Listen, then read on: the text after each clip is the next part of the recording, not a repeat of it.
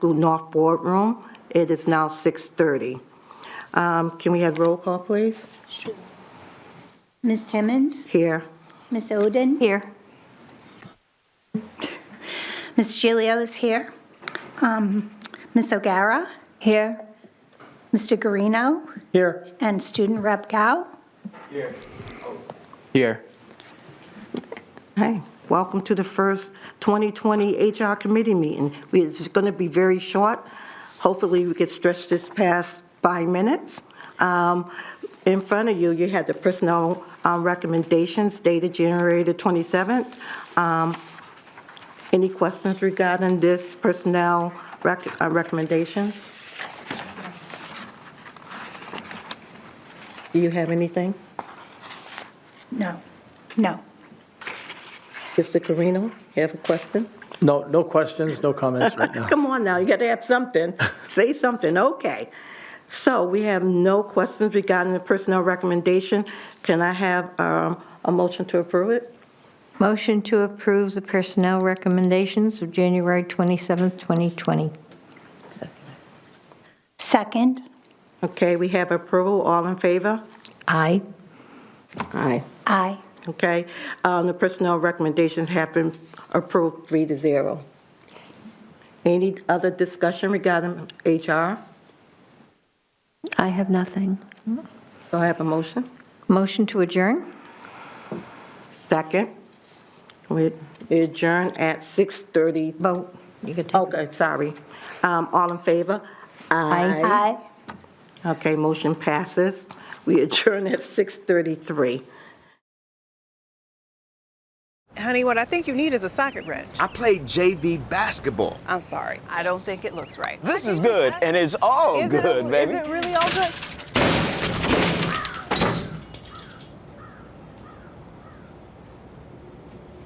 If you love me enough to routinely test your handyman skills, not to mention the strength of your marriage, then of course you'll visit nhtsa.gov/the-right-seat to make sure I'm in the right car seat. I'm gonna call my dad. Good evening. It is 7:01 p.m. on Monday, January 27th, 2020. We're here in the Nashua North Boardroom for the Board of Education meeting, the second one for January. Mr. Gorino, could you please call the roll? Mr. Garino is here. Ms. Johnson? Present. Ms. Ziem is absent tonight. Ms. Bishop? Here. Ms. Giglio? Here. Ms. Raymond? Here. Ms. Brown? Here. Ms. Timmons? Here. Ms. Oden? Here. We have a quorum. Mr. Gao? Here. Mr. Norris? Here. Also with us, we have Dr. Mosley. Dr. McKinney? Here. Ms. Fitzpatrick? Here. Mr. Donovan? Here. Ms. O'Gara? Here. And I think that's it. Okay. Thank you very much, Mr. Gorino. This evening, could you please lead us in the prayer, Mr. Gorino? And then, Mr. Norris, welcome. If you could please lead us in the pledge when Mr. Gorino is finished with the prayer. Thank you. If everyone could please stand. Participation in the prayer is voluntary, and the Nashua Board of Education does not condone or advocate for any specific religion. Almighty God, we have the high honor and the serious duty of managing the educational institutions of our beloved city. In our common endeavors, may we find a spirit of unity and understanding which will enable us to face our multiple problems with an objective mind, with justice and charity for all, so that any and all decisions made by us will be for the betterment and greater happiness of all of our fellow citizens. Amen. Amen. Okay. Mr. Norris? I pledge allegiance to the flag of the United States of America and to the republic for which it stands, one nation, under God, indivisible, with liberty and justice for all. Thank you. Please be seated. Okay. We have quite a bit of business to attend to this evening, but no presentation. Is that correct? Sorry. Dr. Mosley? That's correct. Okay. Great. So we'll go right ahead to the consent agenda. Did anyone have anything that they wish to be removed from the consent agenda? Okay, seeing none, I would entertain a motion to approve the consent agenda. So moved. Okay, do we have a second? Second. A second by Ms. Johnson. Okay, any discussion? Seeing none, we're ready for the vote. All those in favor, please say aye. Aye. Opposed? Okay. So 8-0. Okay. Do we have any communications outside of the consent agenda this evening to talk about? Okay, seeing none, we'll move right along to the public question comment period, limited to items on the agenda, a 15-minute time limit. Mr. Donovan, I think I saw a couple people had signed up. Thank you. Good evening, Mr. Marcoux. Good evening. Adam Marcoux. I live at 4 Jewelry Lane. I'm president of the Nashua Teachers Union. When I looked at the agenda last week, I didn't see anything that jumped out as exciting to me. And then this morning, I got several emails and a few calls about the dress code policy from members expressing their concern about some of the wording in it, specifically how to measure the lower half, I guess I would put it, and concerns about what 3 and 4 inches really looks like and how that's being measured. I'm an elementary teacher. We didn't really have dress code problems. So my colleagues in the middle and high schools obviously do and have some concerns about how this policy is written as presented. They definitely agree we need a dress code policy district-wide, but they weren't sure if this one as presented was going to make it better or worse for them. So I said I would share that, and you reminded us so nicely that this was for only things on the agenda, so I'll be back. Mr. Marcoux, did your members by any chance offer any suggestions about what they would find more palatable than an inseam suggestion? I'll have to go back and I can solicit more specifics from them. They were concerned, and maybe we need to look at what it says about the 3 and 4 inches and what that looks like on a child. Because when I hear it out loud, it doesn't sound like there's a lot of cloth involved. And I think the intent is that there to be more, and I also understand the intent is that it's a dress code that is not biased towards one gender or the other, which I agree with 100%. But I'm sure that the School Boards Association might have sample policies. I'm not sure if this one follows their standard path or not, but maybe some more explanation on what it actually looks like and means. I know there's a nice picture of a person on there, but I can get that feedback. Okay, thank you, Mr. Marcoux. Okay, we also had Ms. Baleska. Did I butcher that? Did you have something regarding the agenda this evening? Okay, then I'll ask you to wait till the second. Did anyone else wish to speak on items on the agenda who did not get a chance to sign up? Okay, seeing none, we will move right along to the superintendent's comments. Dr. Mosley, good evening. Good evening, everyone. Thank you, Madam Chair. Well, it's been 2 weeks, so we've been busy, but I'll just start right in with the most, I would say, demonstrative asset of the schools. And yes, we've launched a new website. Yes, we understand that there's bugs, and not bugs literally, but links that might not work or some wording that might need to be changed. So we're fully aware of that. We're waiting to, what we're doing is compiling a list of updates, because you go in, check, make one update, another update. You'll be making updates for the next 2 days. So what we're doing is compiling a list. So I want to just let the public know and the faculty know that it went out on iNews, but please send all of your comments, suggestions, feedback. I've done it too to our technology department. It's on that link in our website. If you need some help with that, you can always email me directly. And I can be certainly willing to direct you to that. We're very excited about it. It's going to take some time. I want to commend Stacy Hines, Ian Harvey for their work on this website. I thank you so much. This has been a prodigious undertaking, and to be honest with you, it was started about 2 years ago with the idea of updating the website and really demonstrating what we do as a district with our kids and our extracurricular activities. And so understand that there is one website for the district and another 17 individual websites that we all launched at one time.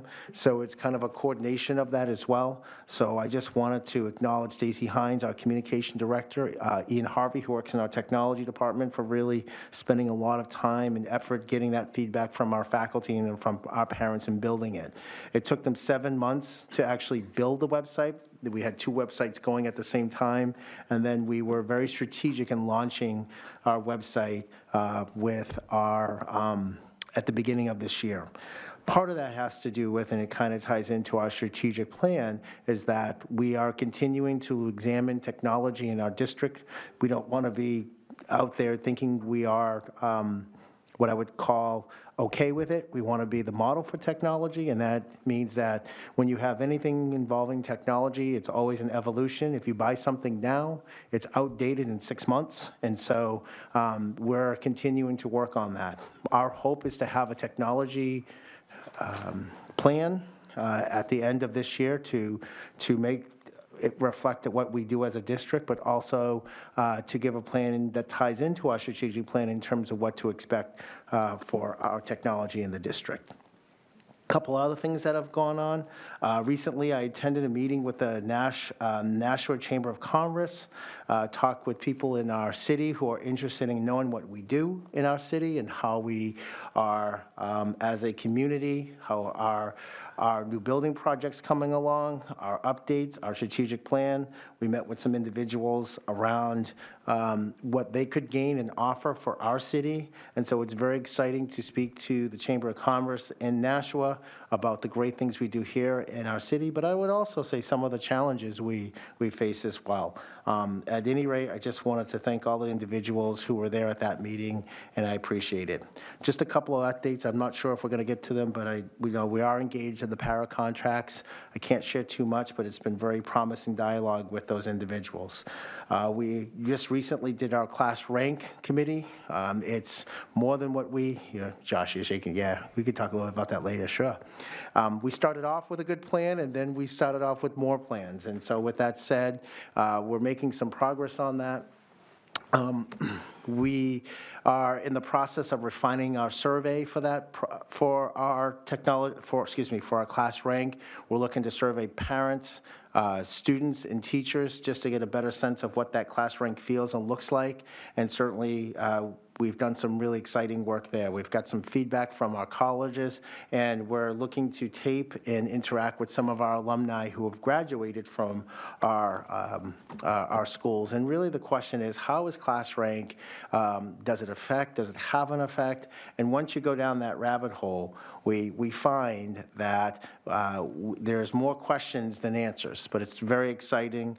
We've probably met about every 2 weeks. This is the first meeting we had since the break, but we're certainly making progress on that. We've also started interviewing for our technology director position. We had a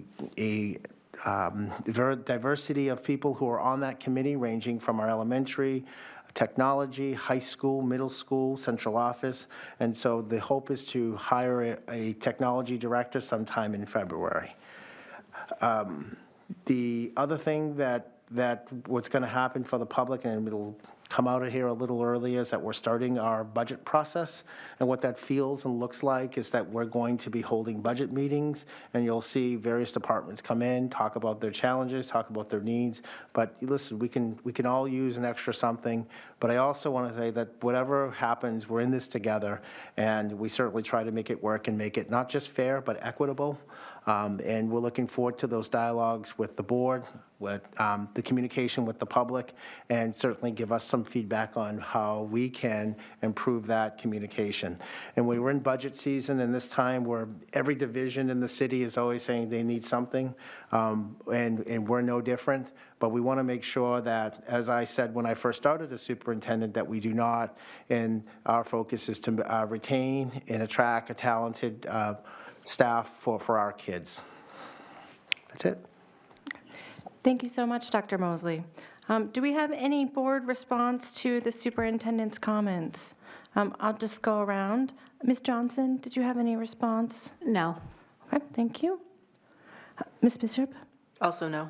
Okay. Ms. Gilio? No. Okay. I just wanted to add something very small. Well, maybe not so small, but a thank you to Mr. Johnson and ETV who are working. Oh, I forgot. Thank you, Heather. Thank you. Yep, that's fine. Thank Who are you. working with us on the website. Foul. That's a foul on me. Thank you. Thank you. You saved me. Sorry. And also filming so many things that the district does and the board does, and making that accessible on our website. I also wanted to just point out that the website meets ADA compliance, and that content is now available in several languages, including Spanish, Portuguese, and Swahili, which are some of the most spoken languages other than English in our district. For those who don't know, we have about 64 different languages that are spoken in the district by our students and staff. So we're very diverse, and we're very excited to be able to offer the website accessibility to people who aren't native English speakers. That's all. Thank you. Mr. Guarino? Sure, I just want to say something real quick. The website is a big undertaking, so congratulations on those who are working on it. It's not an easy job. And also, I am very happy to hear that our technology plan is going to get underway because it's difficult to keep up with the changes that are happening in technology. Things that happen so fast and change so fast. So that's good news to hear. That's it. Thank you, Mr. Guarino. Ms. Brown? No comments. Okay. Ms. Timmons? No comment. Ms. Oden? Thank you. I would like to thank the technology department, too, for the work on the website. I've been moseying around there, making mistakes and correcting them, but I think it's going to be just fine. I have a question for Dr. Mosley. Do you have an idea of when the class rank committee will be able to give a report? So that's a very good question. We originally thought that we'd have this wrapped up sometime next month, but what we quickly realized, particularly around getting feedback from our staff and from the kids and from the parents, and Josh, correct me if I'm wrong, did I miss anybody else? Okay. We have to distribute a survey to them to get that feedback from them, because we don't want to make assumptions. We don't want to go on here. So once we're able to distribute the survey and get those surveys result back, then we'll have a better sense. I think we're pretty set for the alumni. We're set pretty much the feedback we got from our secondary institutions. We got some really good feedback. And now it's just the student piece, which is going to take some time. I want to call the school culture piece to that. So, but we'll have something together, hopefully-ish. I want to say by the spring, right? Ish. Okay, thank you. Can I just, Madam Chair, just make one comment, and thank you for saving my hide on this. I'm so sorry. Pete Johnson has been just tremendous, and I would be remiss to say that some of the video you see, it looks easy to post that, but it took a lot of time to do that. You want to find the right shot, and that shot of the girls with the volleyball winning it, that took a long time to comb through the video, and you're looking at what I call call it the money shot, like boom, like why do you want to come to Nashua Public Schools? And Pete spent tireless hours just combing through video. So I apologize for Pete. He's probably going to be knocking at my door after meeting at Stacy's. But I really appreciate Pete for all of his work. And thank you for mentioning that, Madam Chair. I appreciate it. Thank you. All right. So the next item on our agenda is student member of the board comments. Mr. Norris, would you like to begin, or would you like Mr. Gao to begin? Okay, great. I can comment on agenda things here, right? Yes, you can say whatever you want. This is your time. Just make sure you're speaking into the microphone so that we all can hear you. Yep. So reading the agenda, nothing really jumped out except the voter registration policy. So working with the Nashua Youth Advisory Committee, I don't know if any of you guys know it, it's a group of students to get together with Alderwoman Kelly, and we work to kind of impact things that are important to the students. And this was one of the things that we really wanted to work on. We wanted to get registration in schools because, voter registration in schools, because we were talking to students and they had no idea how to register. And when they did, they were kind of confused and thought it was going to be kind of a hassle. So I think bringing this to the school is a great plan to get kids more civically involved. Great. And do you have, so this is planned for annually in the spring, do you have advice for any students who are wanting to register to vote between now and their drive in the spring? I mean, not really. We're looking to kind of establish the program, not necessarily recommend. Okay. All right, great. Thanks. Thank you. Mr. Gao? Just like a quick thank you, Madam Chair. Just a quick update on what's going on in the schools. This week is finals, so a lot of pressure from that. On the upside, Battle of the Bridge is coming up, and South has a Fiddler on the Roof play as well. One of the things on the agenda that kind of jumped out me as I was combing through it, and also Mr. Marcoux brought it up, was the dress code, particularly the uniformity of the dress code. I know we're making a big push on the dress code in terms of uniformity between between all genders. So I would like to also bring it to the board's attention that there may be, that there, at the current moment between South and North, there is some differences in the dress code. For example, North students are allowed to wear hats in school while South students are not allowed to. So I just wanted to bring that up to the attention of the board. I don't know whether there's any policy over that at this level or not. Okay, thank you. So just to give you a little feedback on that, and we'll talk more when the dress code comes up, we don't have a dress code for the district right now. So each school has their own handbook and guidelines in the handbook. So I think the intent is to make something universal, which is turning out to be quite the challenge. So we'll get there. Is there anything else that you wanted us to know this evening? No? Okay, thank you so much. All right, so the next item on the agenda is the Committee on the Budget. And it looks like we have some proposed dates for starting in February, but I don't think those are finalized yet. Is that correct, Dr. Mosley? These are proposed dates. Okay. We just wanted to make sure that they were okay with the board, and we can certainly finalize them if it's okay with the board members. Dan, would you like to add anything to that, or are we all set? No, just that we have to get going, so don't push it off a month, please. Okay. Does anyone see any objection with this draft calendar of budget meetings? I agree. If the district is ready to start presentations, I am ready to start hearing them. So I don't hear any objections. If anybody has any specific dates that they're unable to attend, please email myself or Mr. Guarino, who is the chair of the Budget Committee, and we will talk about getting you the information and how you can access that, or if we don't have a quorum, what we need to do about that. All right. Anything else, Mr. Guarino? No? Oh. Ms. Bishop? On the 4th, I have that it's the art night down at South, just to keep that in mind if people wanted to. In March? In March. Yes, okay. So just a little overlap with an activity. So March 4th is the student art fair at South. Okay. All right, so we will have, we have a month to figure that out. So I will leave that in the hands of Mr. Donovan and Ms. Quintanilla, and maybe we can figure something out. Okay. Anything else? Nope. Great. Thank you for bringing that to our attention. You know, I took that flyer and I put it right on my fridge this afternoon, and I right through. So, all right. Thank you. Madam Chair? Oh, yes, Ms. Timmons. On the calendar, I noticed that the full board meeting and HR meeting is on either on Tuesday and Mondays, and we had elected the last board meeting to have it on Wednesdays. So I know we have budgets on Wednesdays, but we did so we might want to look at this calendar again. Yep, so this is, and we'll get there, under new business, I'm asking the board to consider for just these 2 meetings to move them due to other activities in the district.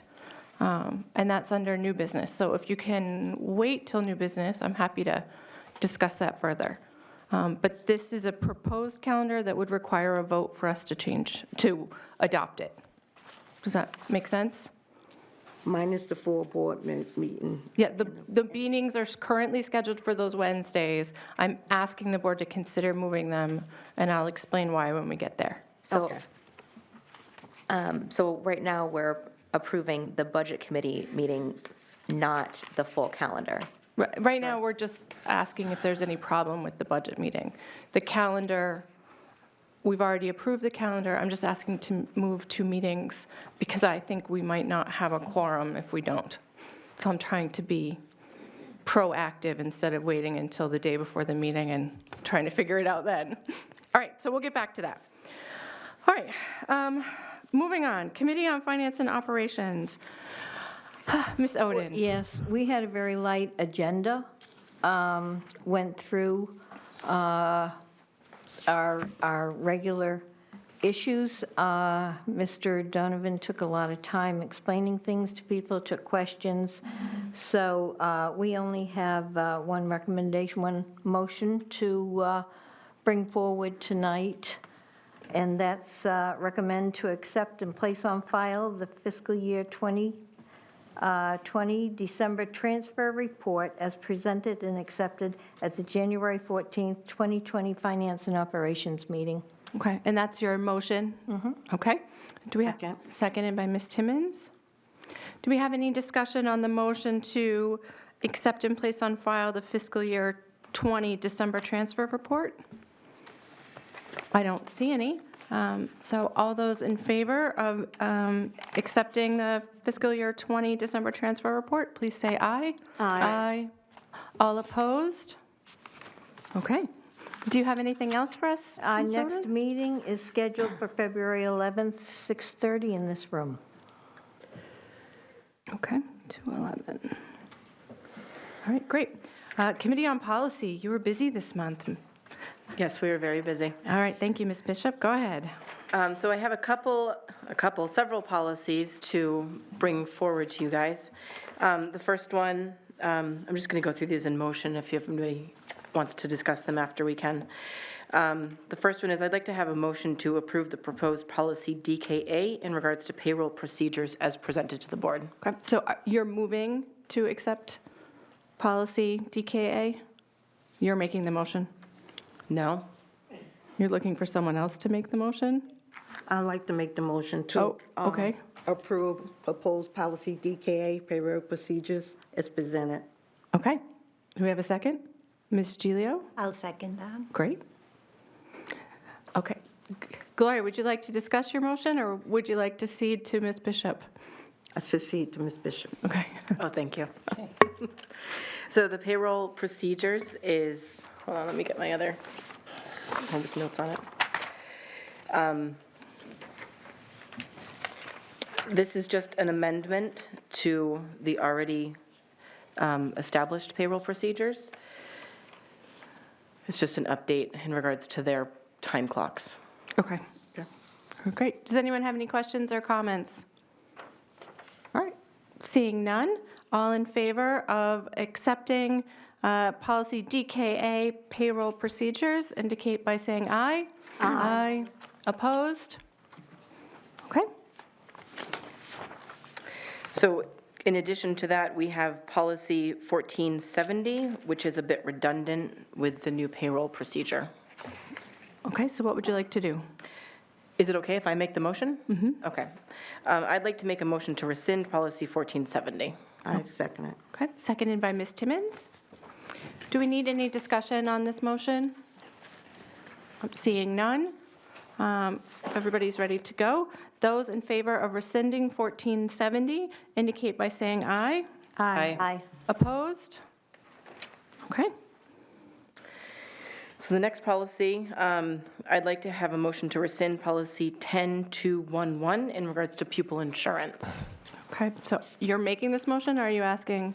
I'm making this motion. Okay, second, anyone? I'll second it. Okay, seconded by Ms. Johnson. Do you wish to speak to your motion? The pupil insurance is just something that we don't offer anymore, so it's a policy that is no longer effective. Okay. Any other questions or comments? All right, seeing none. All those in favor of rescinding policy 10211 indicate by saying aye. Aye. Opposed? Okay. Policy is rescinded. So the next one is in regards to pupil transportation services. And, so I'd like to make a motion to approve policy EEA in regards to pupil transportation services as presented to the board. Okay. Any second? I'll second. Thank you, Ms. Johnson. Any discussion regarding this motion? Yes, Ms. Brown. Who decides when Oh, if a bus route is temporarily suspended? That's a good question. Ms. Fitzpatrick, do you know the answer to that?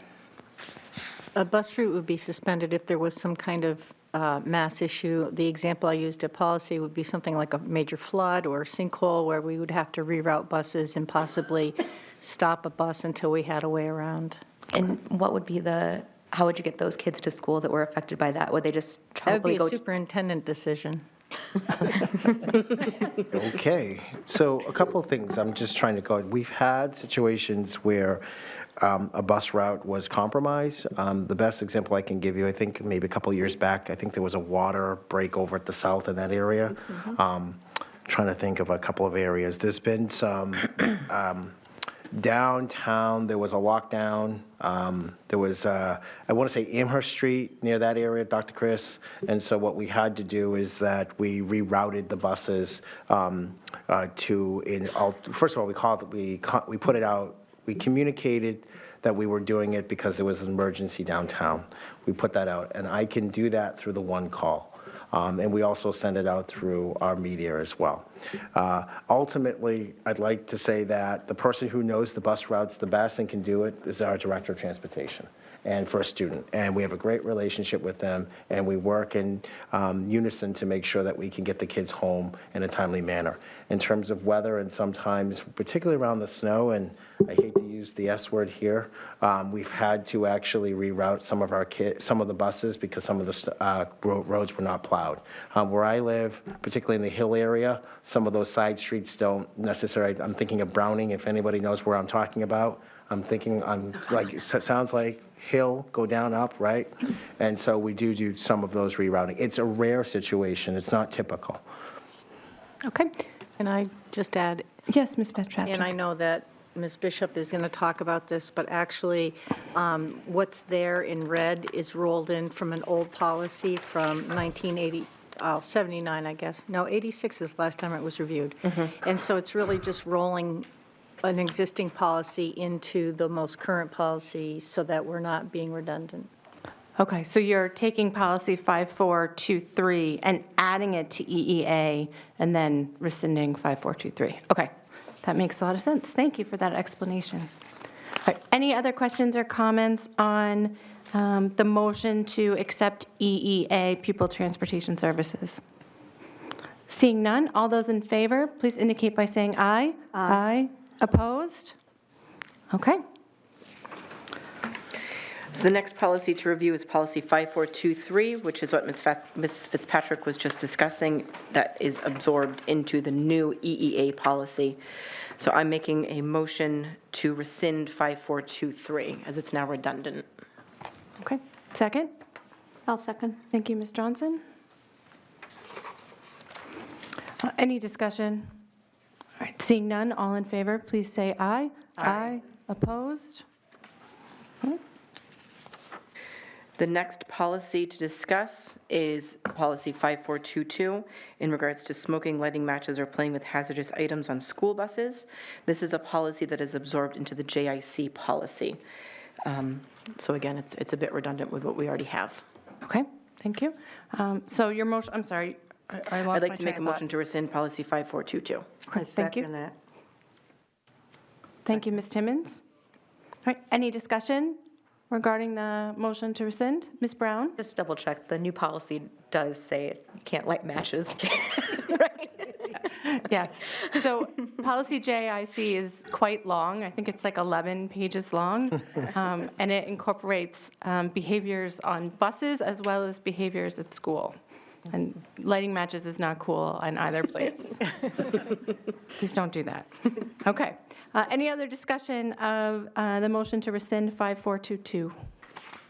Okay, seeing none, all those in favor of rescinding, please indicate by saying aye. Aye. Aye. Opposed? Okay. So the next policy is policy 9220, and I make a motion to rescind this policy financing the school lunch and milk programs. I second it. Okay, seconded by Ms. Timmons. Oh, yes. Sorry. I Okay. have an abbreviated list to make this go faster. Okay. So after further investigation, we would ask the committee to table the following policies so they can go back to the subcommittee for further review. And that is EFC, which is in regards to the free and reduced price lunch. Okay. 9220. Okay. So you would like to withdraw your motion to rescind that? Yes. Okay. And Ms. Timmons, will you withdraw your second? I withdraw. Great, thank you. And then 9210 and 9215, we can't rescind with the existing policy EFC until we have EFC finalized. Okay. So where we are is we had a motion on the floor to rescind 9220. You've withdrawn that motion. So now you're making a motion to return. I guess you don't even have to make a motion. You No. can just say you would like to take EFC 9220, 9210, and 9215 back to policy. Yes. Okay. So let me just, but not 9211, right? That's where we're at? Right. Okay. Okay, I think I'm caught up. Thank you. Sorry about that. I appreciate your patience with me. Thank you for reminding me. Okay. Okay, so let me just make a note so I don't review these.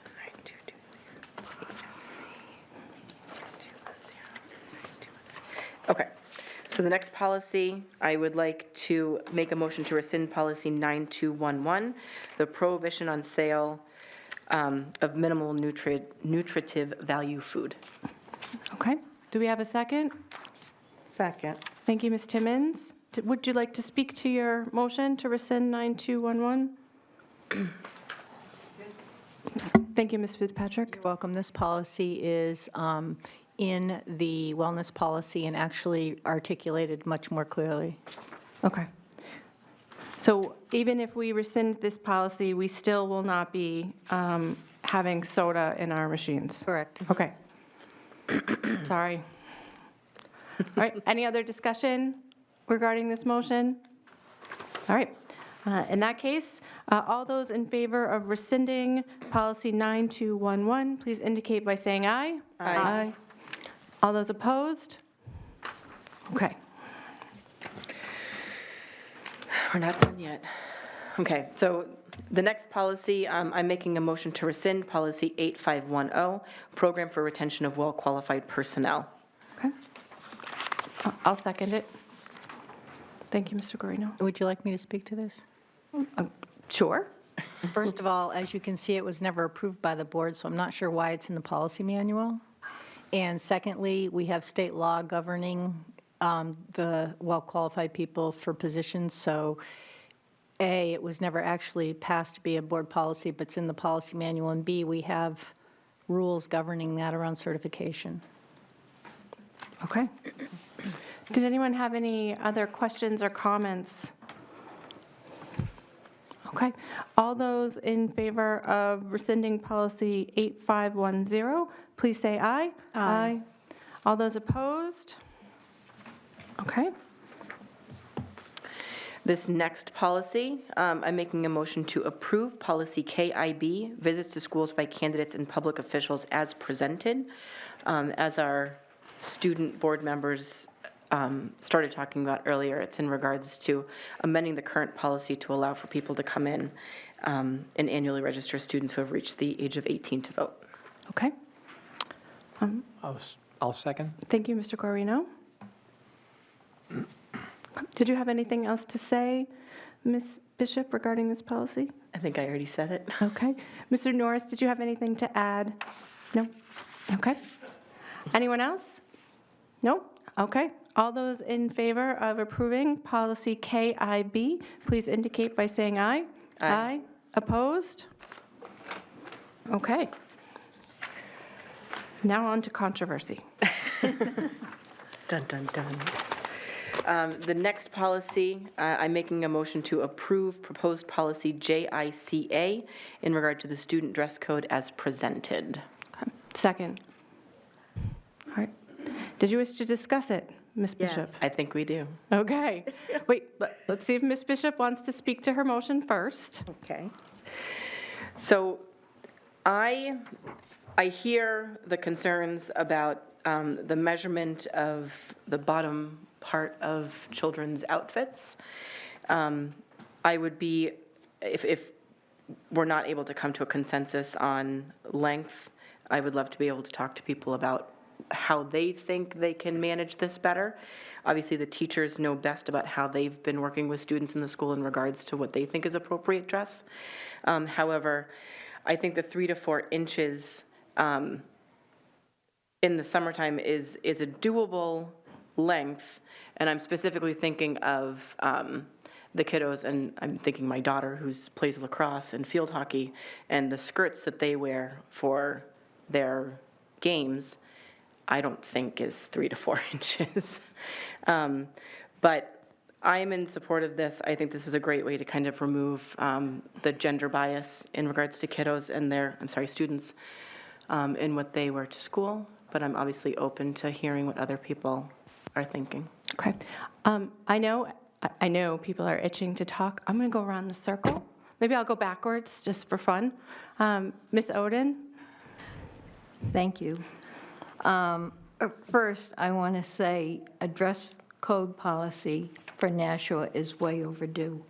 I thank Ms. Raymond for making sure that we are going to have a dress policy. The good part is we now belong to the New Hampshire School Boards Association, and it's obvious from the research I've done that many school districts have used them for guidance on their policy. I cannot accept the policy as written. 2 main reasons. The idea that we will now allow students to wear pajamas to school, I find troubling. We're trying to prepare students for college and career, and I don't think, especially at our high school, that's preparing them for much if they're going to wear pajamas to school. I have a big problem with the 3 to 4 inch length from the crotch. If you think of any student, what has happened, I've talked to some staff members, and they said even now, students are pushing the limits. And you think about 3 inches, I don't know which administrator would want to try measuring. And I think any student that had 3 inches and somebody said something to them, I would say, they'd probably say, hey, it says 3 to 4. So to have the two numbers there, I think is really difficult for students. What I did, I researched some of the schools, districts around us. Manchester, 2018-19 policy, number 2, bullet 9 of the dress code states, quote, short skirts or slits in shorts or skirts that are shorter than mid-thigh or fingertip length, unquote, are not acceptable. 2012-13 Hollis Brookline, number 4 in their dress policy, immodest or inappropriate clothing will not be allowed. I don't know if they consider pajamas as inappropriate clothing for school. I'm guessing they would probably, but I didn't call to ask. Number 9, students may wear shorts of a reasonable length. Number 10, skirts and dresses must be at least mid-thigh in length. That was from Hollis Brookline.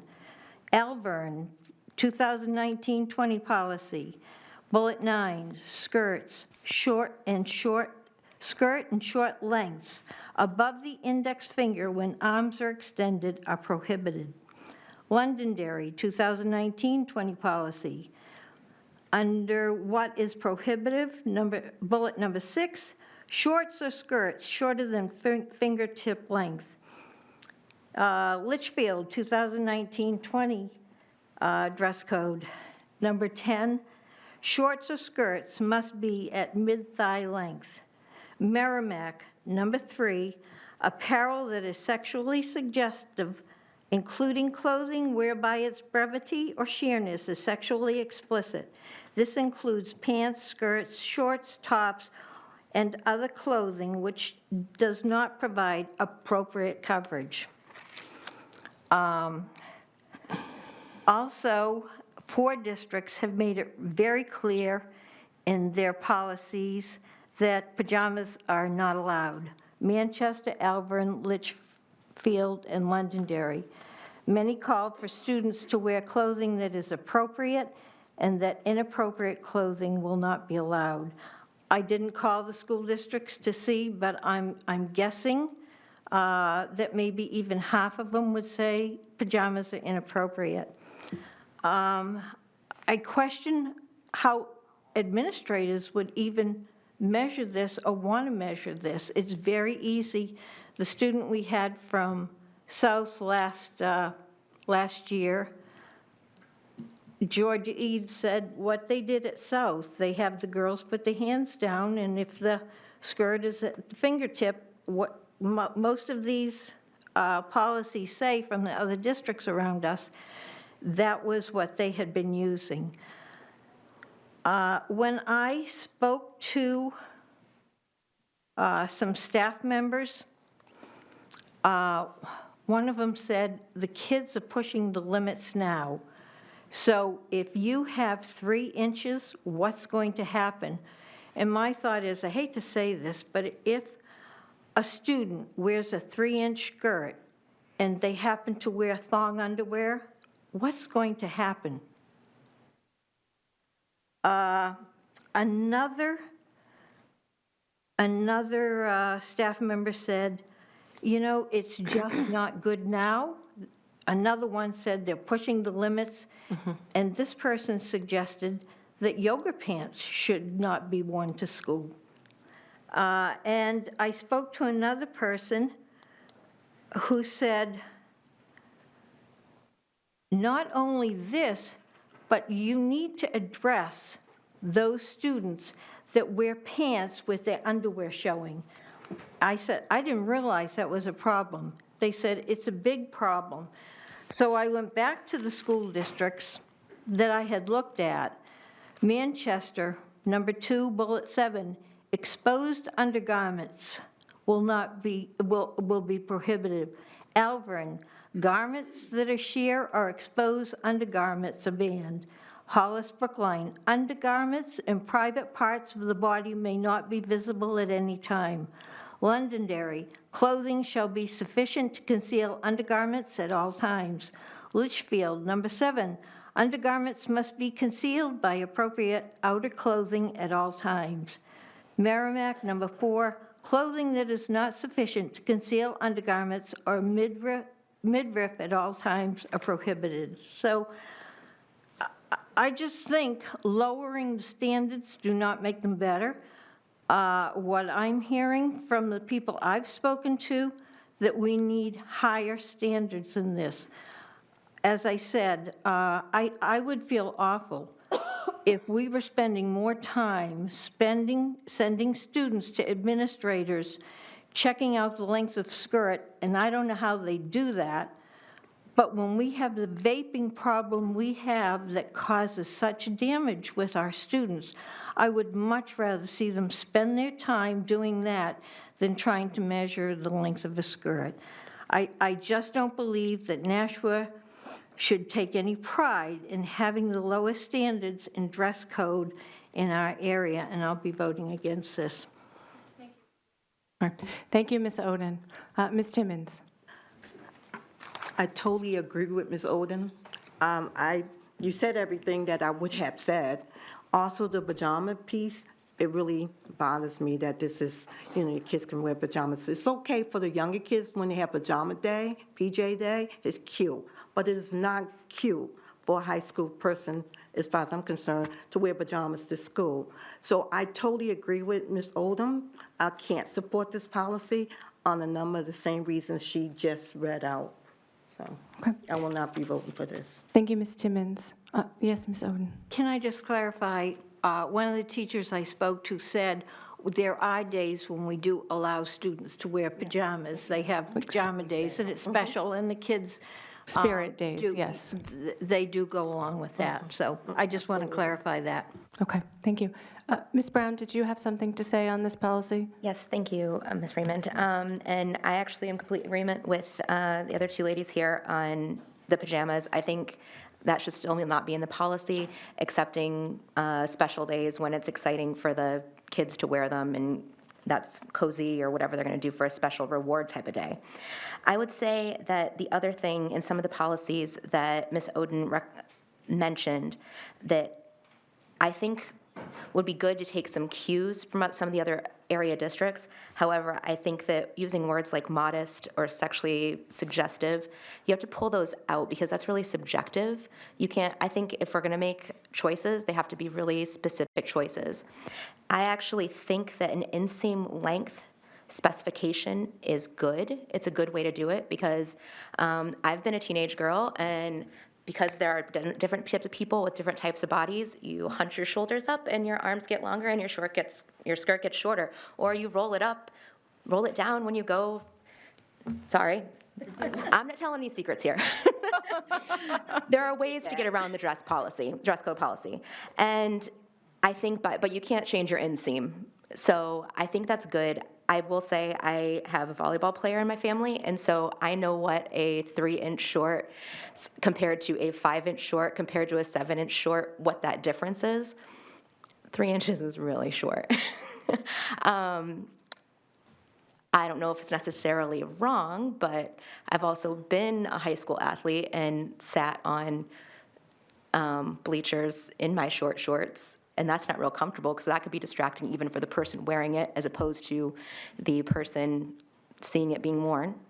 I agree that we should have an inseam length. I don't know, I mean, it's going to have to be an estimate because you can't appropriately approach a student and measure it for real. No. But I don't know if this is the right length. I don't necessarily think the choice is going inches above the knee or saying words like mid-thigh, because again, you have people of many different body types. It's arbitrary and subjective, sorry. Those are my thoughts. So I think we're moving in the right direction to adopt a citywide dress code policy. I think this still needs some work. Okay, thank you, Ms. Brown. Mr. Guarino? Thank you, Madam President. I voted for this in committee, and but we've had some people send us emails that it needs some change. I think it needs some small changes. Mm-hmm. I don't think it needs wholesale changes, but I think the issues are pajamas. and also mid-thigh or fingertip length, if other schools are using it. I think those are the two changes that I would be open to add to this, but I don't think it needs wholesale changes. One of the things that we have is on the bottom, it says, the administration at each school reserves the right to determine what constitutes appropriate dress. So all those other issues about kids, having their underwear shown and things like that, I think we're really overthinking this. It could be, so I think if we leave it up to the principals that they can make wise decision about what kids are doing. And I just think that I do think we need a dress code, and I think this has to go back to committee for those two small changes, or we can make the changes now, but I do think we need a couple of small changes to it. Okay. Thank you, Mr. Guarino. I was instrumental in bringing this policy forward. To me, the intent, and I agree with Mr. Guarino, I think we're getting lost in the weeds and really overanalyzing this. The intent was to have fewer students being dress coded and missing valuable school time because of their outfits. I have a real problem with the sexualization of our young people. I just do, male, female, transgender. I don't think that it's appropriate in any way for adults to be talking about sexually suggestive outfits on children. And that's what we're talking about. Most of our students are under 18. I understand that puberty happens, but I think that teaching our teachers and also other students the life skill of not being distracted by other people's outfits is more important than teaching modesty. I think teaching modesty happens at home, and I don't think that it is my personal feeling on an appropriate length versus Ms. Oden's personal feeling about an appropriate length versus an administrator's feeling about an appropriate length, because we all have different numbers that we're okay with. I chose to put an inseam in there because when you go to buy your daughter shorts, they have inseams. And the most common that you see in the juniors department and the misses department is 3 inches, followed by a very intense search for 5 inches or 7 inches, which is what I prefer my child to wear because she is very active.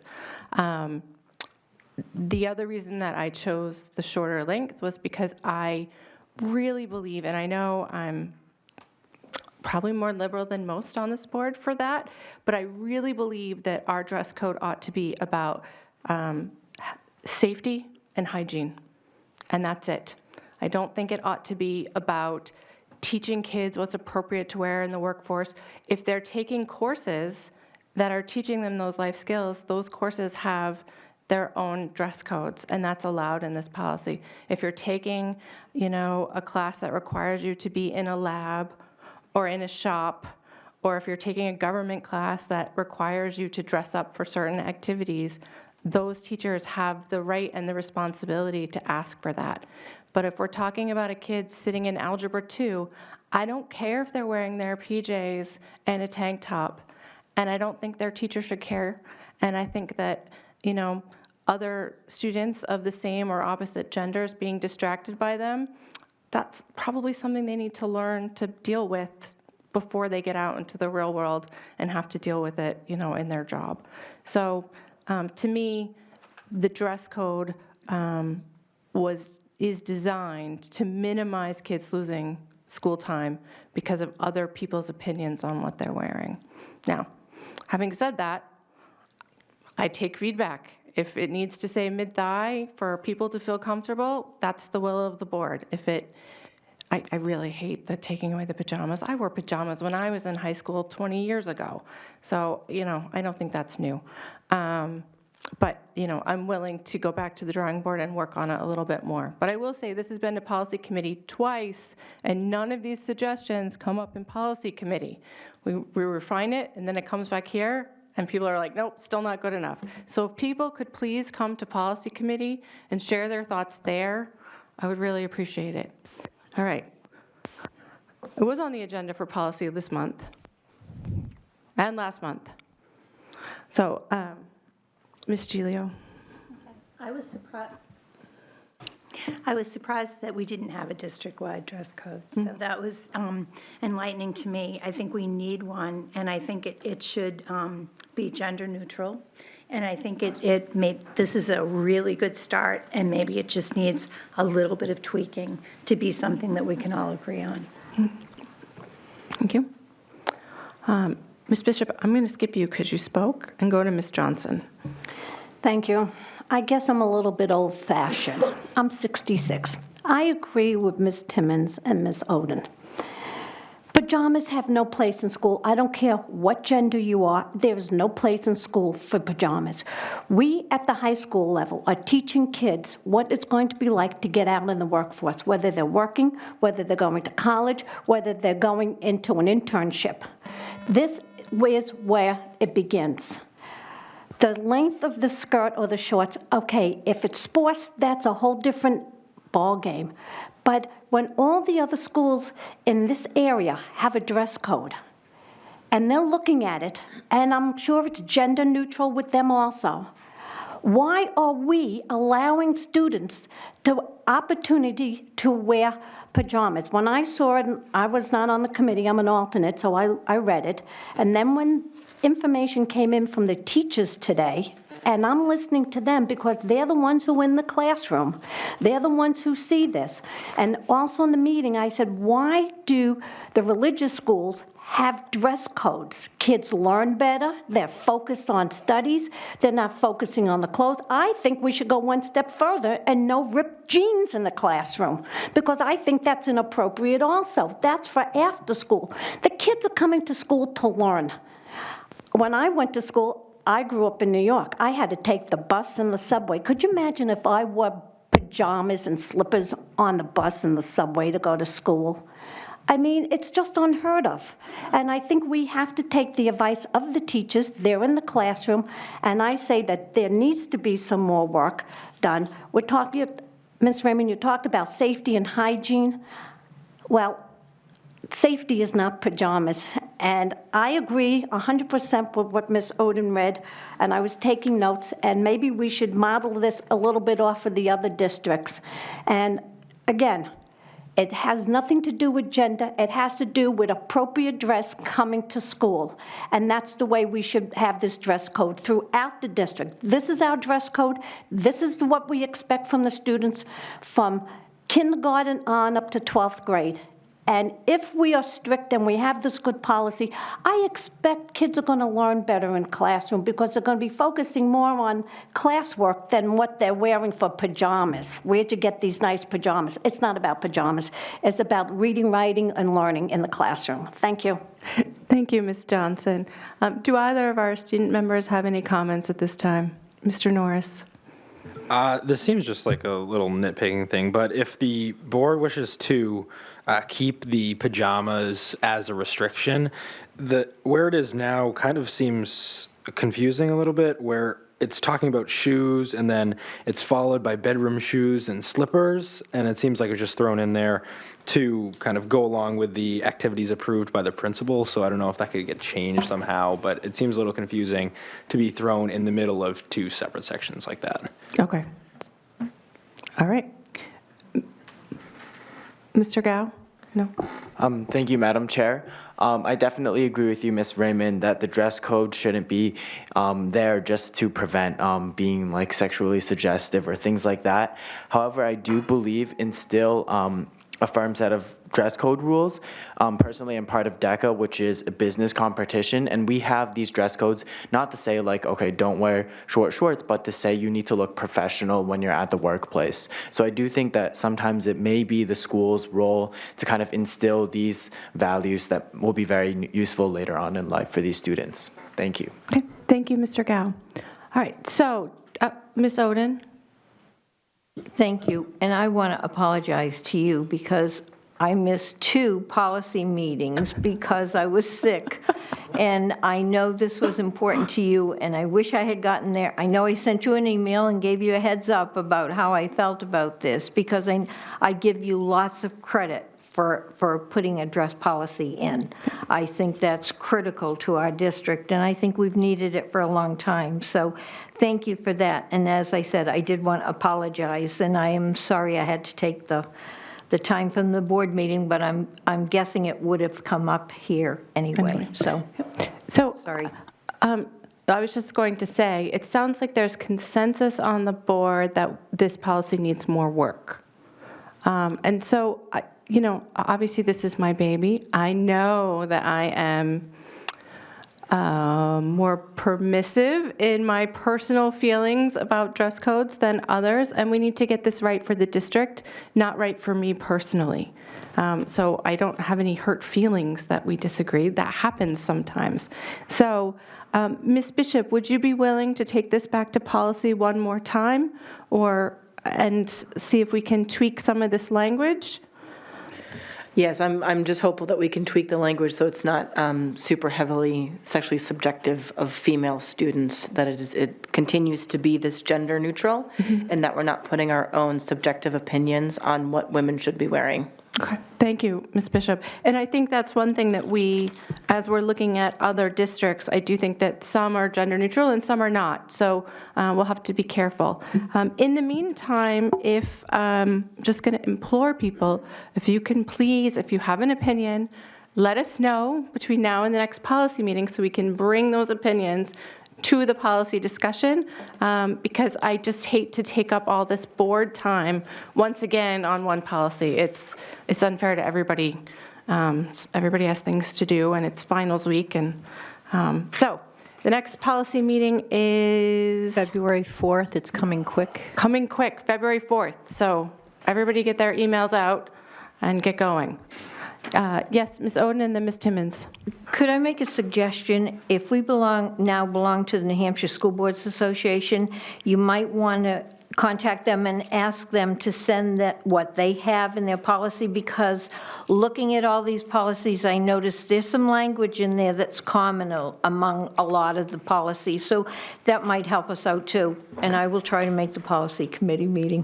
Thank you, Ms. Oden. Ms. Timmons. I believe a motion was made. We need to rescind that or take that motion back. Yeah, it's either, so is the consensus of the board that we ought to vote on that motion, or that we would prefer Ms. Bishop to withdraw it? Withdraw. I think withdraw. Everyone's nodding. So let's have you, if you don't mind. I make a motion to withdraw my motion. Okay. You're withdrawing your motion. Did I second it? Yes. Okay, I'll withdraw my second. All right, so I'm just going to make myself a note. It's going back to policy again. We have to make a motion to send it back to committee?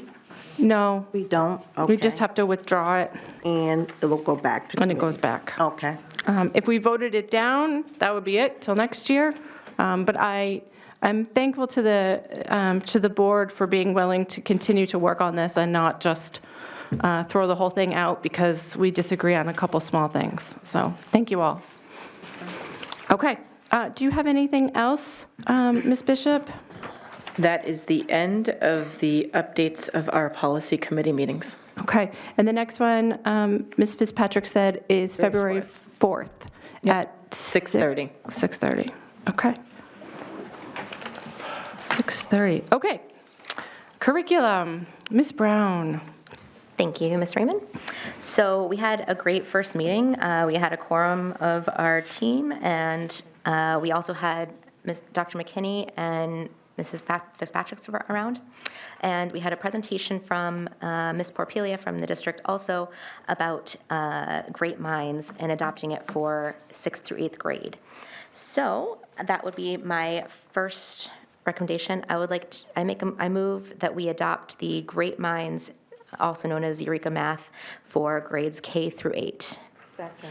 Okay, seconded by Ms. Timmons. All right, would you like to discuss your motion?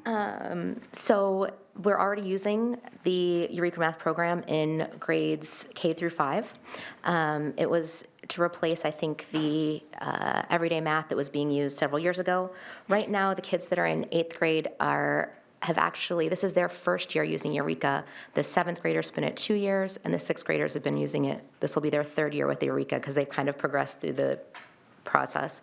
And to our committee, it just made sense for us to keep that curriculum consistent since they're already using those bases. And the feedback we were getting from the high school teachers is that compared to a few years ago with previous curriculums, they have better overall number knowledge, and they're already understanding algebra better at a younger age than they were otherwise. Okay, thank you, Ms. Brown. Do we have any other questions or comments regarding the motion to adopt the Great Minds Eureka Math? Ms. Oden? I have a question. I think Ms. Brown said they had feedback from the high school teachers.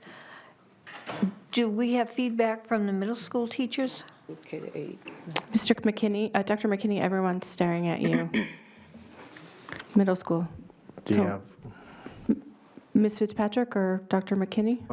So Mrs. Porpilia is the middle school math coach, so she spoke on behalf of the teachers, and we've been using this curriculum for 3 years, spiraling up, and the kids coming up, our 6th grade teachers are kind of impressed with the level of knowledge. So our middle school team, we've sent teachers to Great Minds Institute, the CLs, so they've replicated the training here for our teachers. So we're in a nice, consistent space, K-8 in math. So yes, I do think we heard from the middle school math teachers. Did you survey them and you know, take a survey as to whether they support this or not? Did a majority of them support this? We didn't survey them, but this has been in place for a period of time now, and this is kind of a formality. Given the turnover in the district, this hasn't been done, and teachers asking, is this the primary instructional materials? So the primary instructional materials in the content area are adopted by the board, so we're bringing this forth so that we're consistent K-8. Can I ask another question? Does this program, this Eureka Math or Great Minds, does it have testing materials of its own? I'm not talking about iReady. I'm talking about something for this program in itself, Eureka Math. Do they have a testing on units that you could look to see how, if kids are improving and how they're doing? They do have one. We've looked at it in the past. It was kind of cost prohibitive. We do have access to that again. We could look into it. If we were going to look for something in lieu of iReady, that is a possibility, but we're not at that stage yet. We do have the capacity to replicate the mid and end unit modules that we have now in some of the other software we have, but we need some teacher input and training to do all of that. So I hope that answers your question. Okay, well, yeah, I'd like to see a test from the same materials that we're using to teach with. I think that's a good way to get a valid test score to see if kids are making progress. Thank you. Thank you, Ms. Oden. Ms. Brown? I actually can speak to that a little bit, so, and that was one of the drawbacks of this program is that since the curriculum doesn't model exactly what they're testing for in the SAS and the other testing, that you might end up with some flawed test scores in there. And there are going to be needs for a few other supplemental materials, but overall, the curriculum seems very sound moving through. Okay. Any other questions or comments? Seeing none, all those in favor of the motion to adopt Great Minds Eureka Math for grades K through 8, please indicate by saying aye. Aye. Aye. All opposed? Okay. All right, Ms. Brown? All right, next, good news, we were offered some money.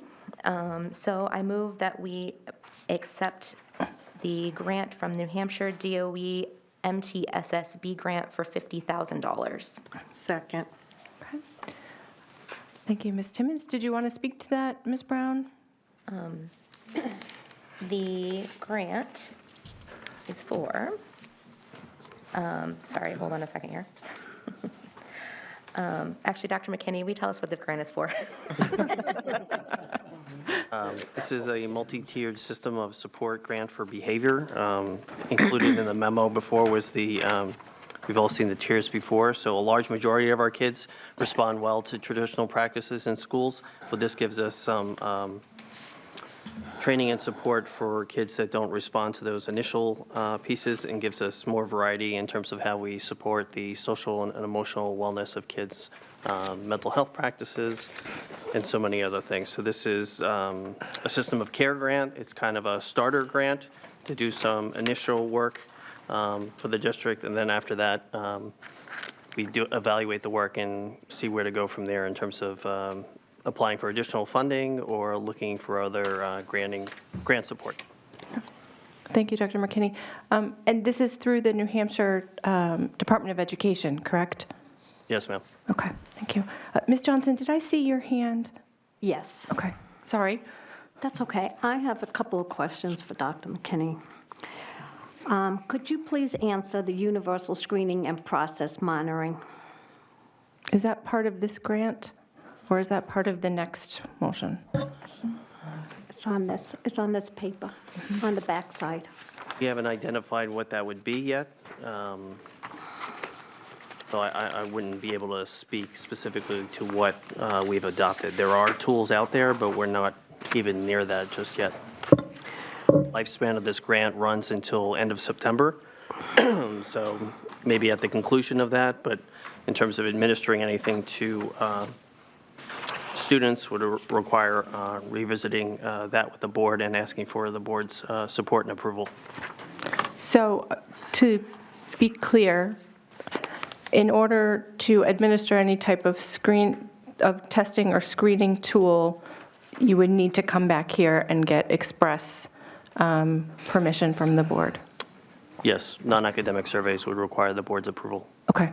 And our policy on non-academic surveys is that they require, I forget, 2 weeks' notice for the parents, so that parents can choose to opt out if they wish. Yes, that's our policy. Okay, Ms. Johnson, continue. Okay, so parents can opt out. That's also state law. Okay. Just throwing that out there. It's been a while, I'm learning again. The reason I'm asking all this, because this is all part of the screening, and then it has a whole, the benefits to blending behavioral health practices into multi-tiered school-based PBIS model include a common vision is established between school community, staff, families, and youth.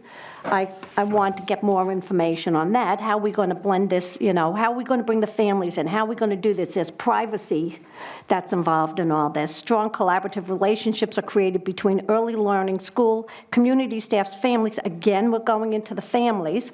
I'd like to know how are we going to be doing this?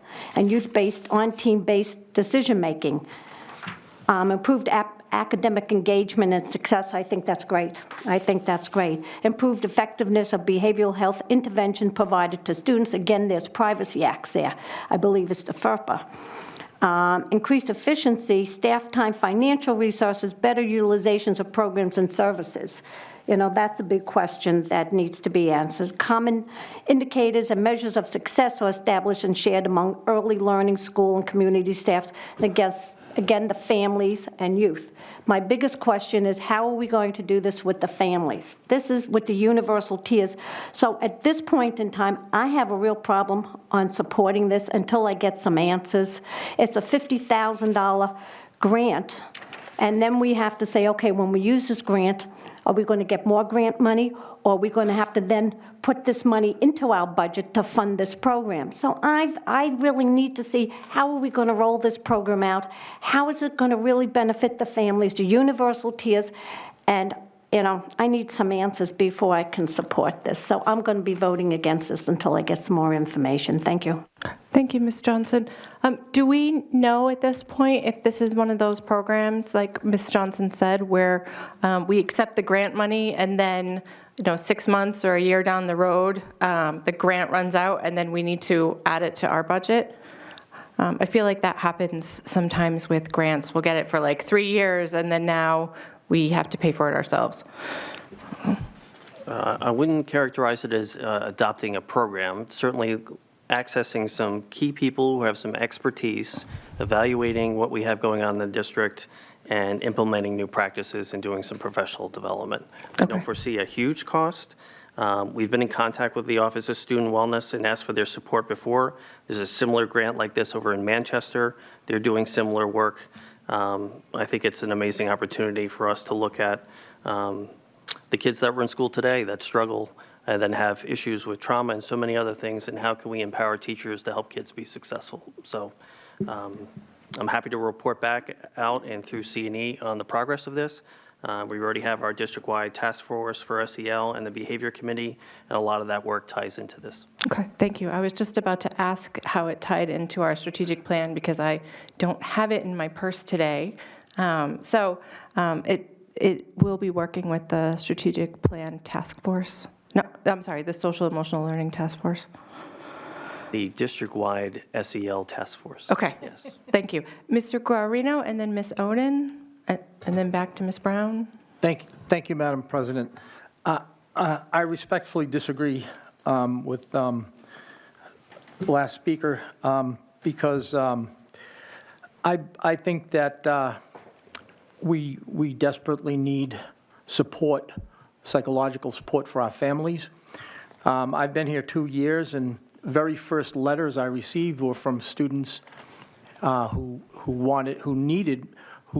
stated they needed more support psychologically of the pressure on some of the kids, and families really need psychological support. We also had a discussion at our last year's budget meeting over psychologists. We needed more social workers and psychologists. We had a shortage, and that was an issue too.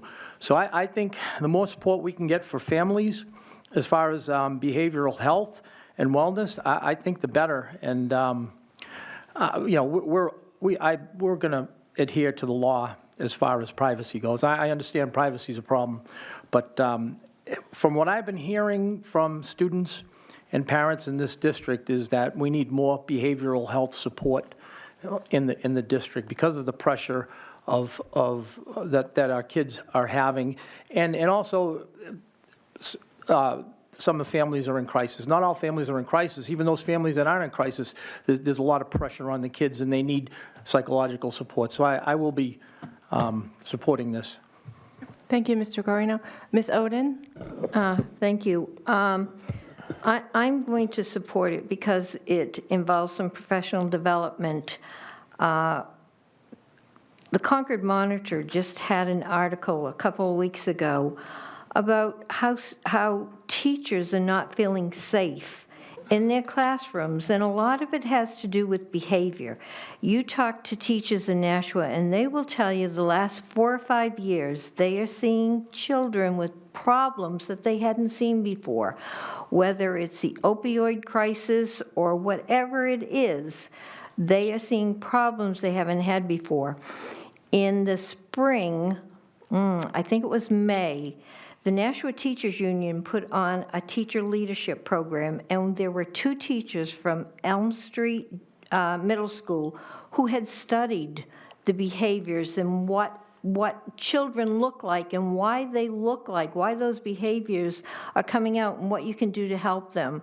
So I think having the professional development for our teachers to deal with it, because they're seeing more and more of it. And you all have read the newspaper. We're not going to have a lot of money to hire psychologists and more people to deal with this. So if we can get some professional development for our staff, I think it can only help us and help our staff. Thank you.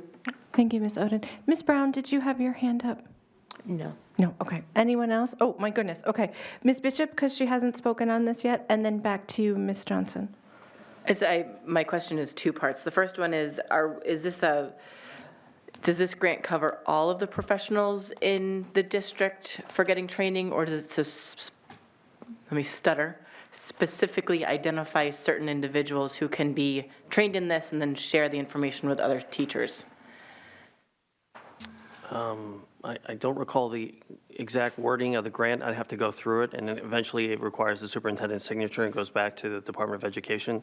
There is some leeway around who the capacity builders are, so if you did a train-the-trainer model, or if you brought somebody in, Manchester's used the funds to hire somebody to facilitate this work.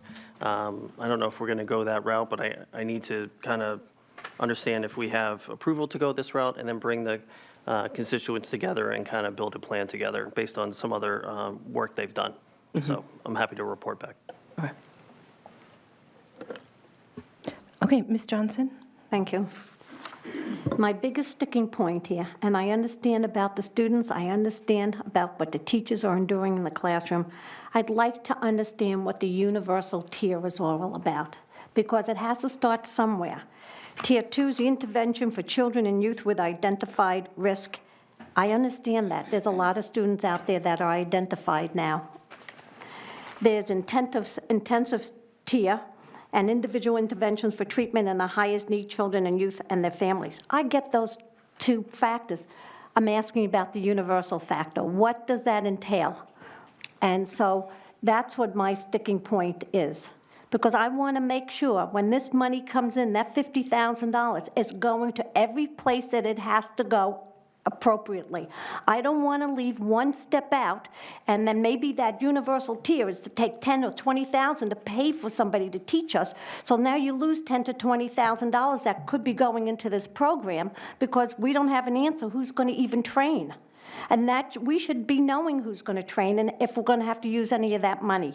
So when we're getting $50,000 in grant money, I want to know where exactly all this money is going to, and is going to the appropriate areas that we're questioning here. That's my sticking point.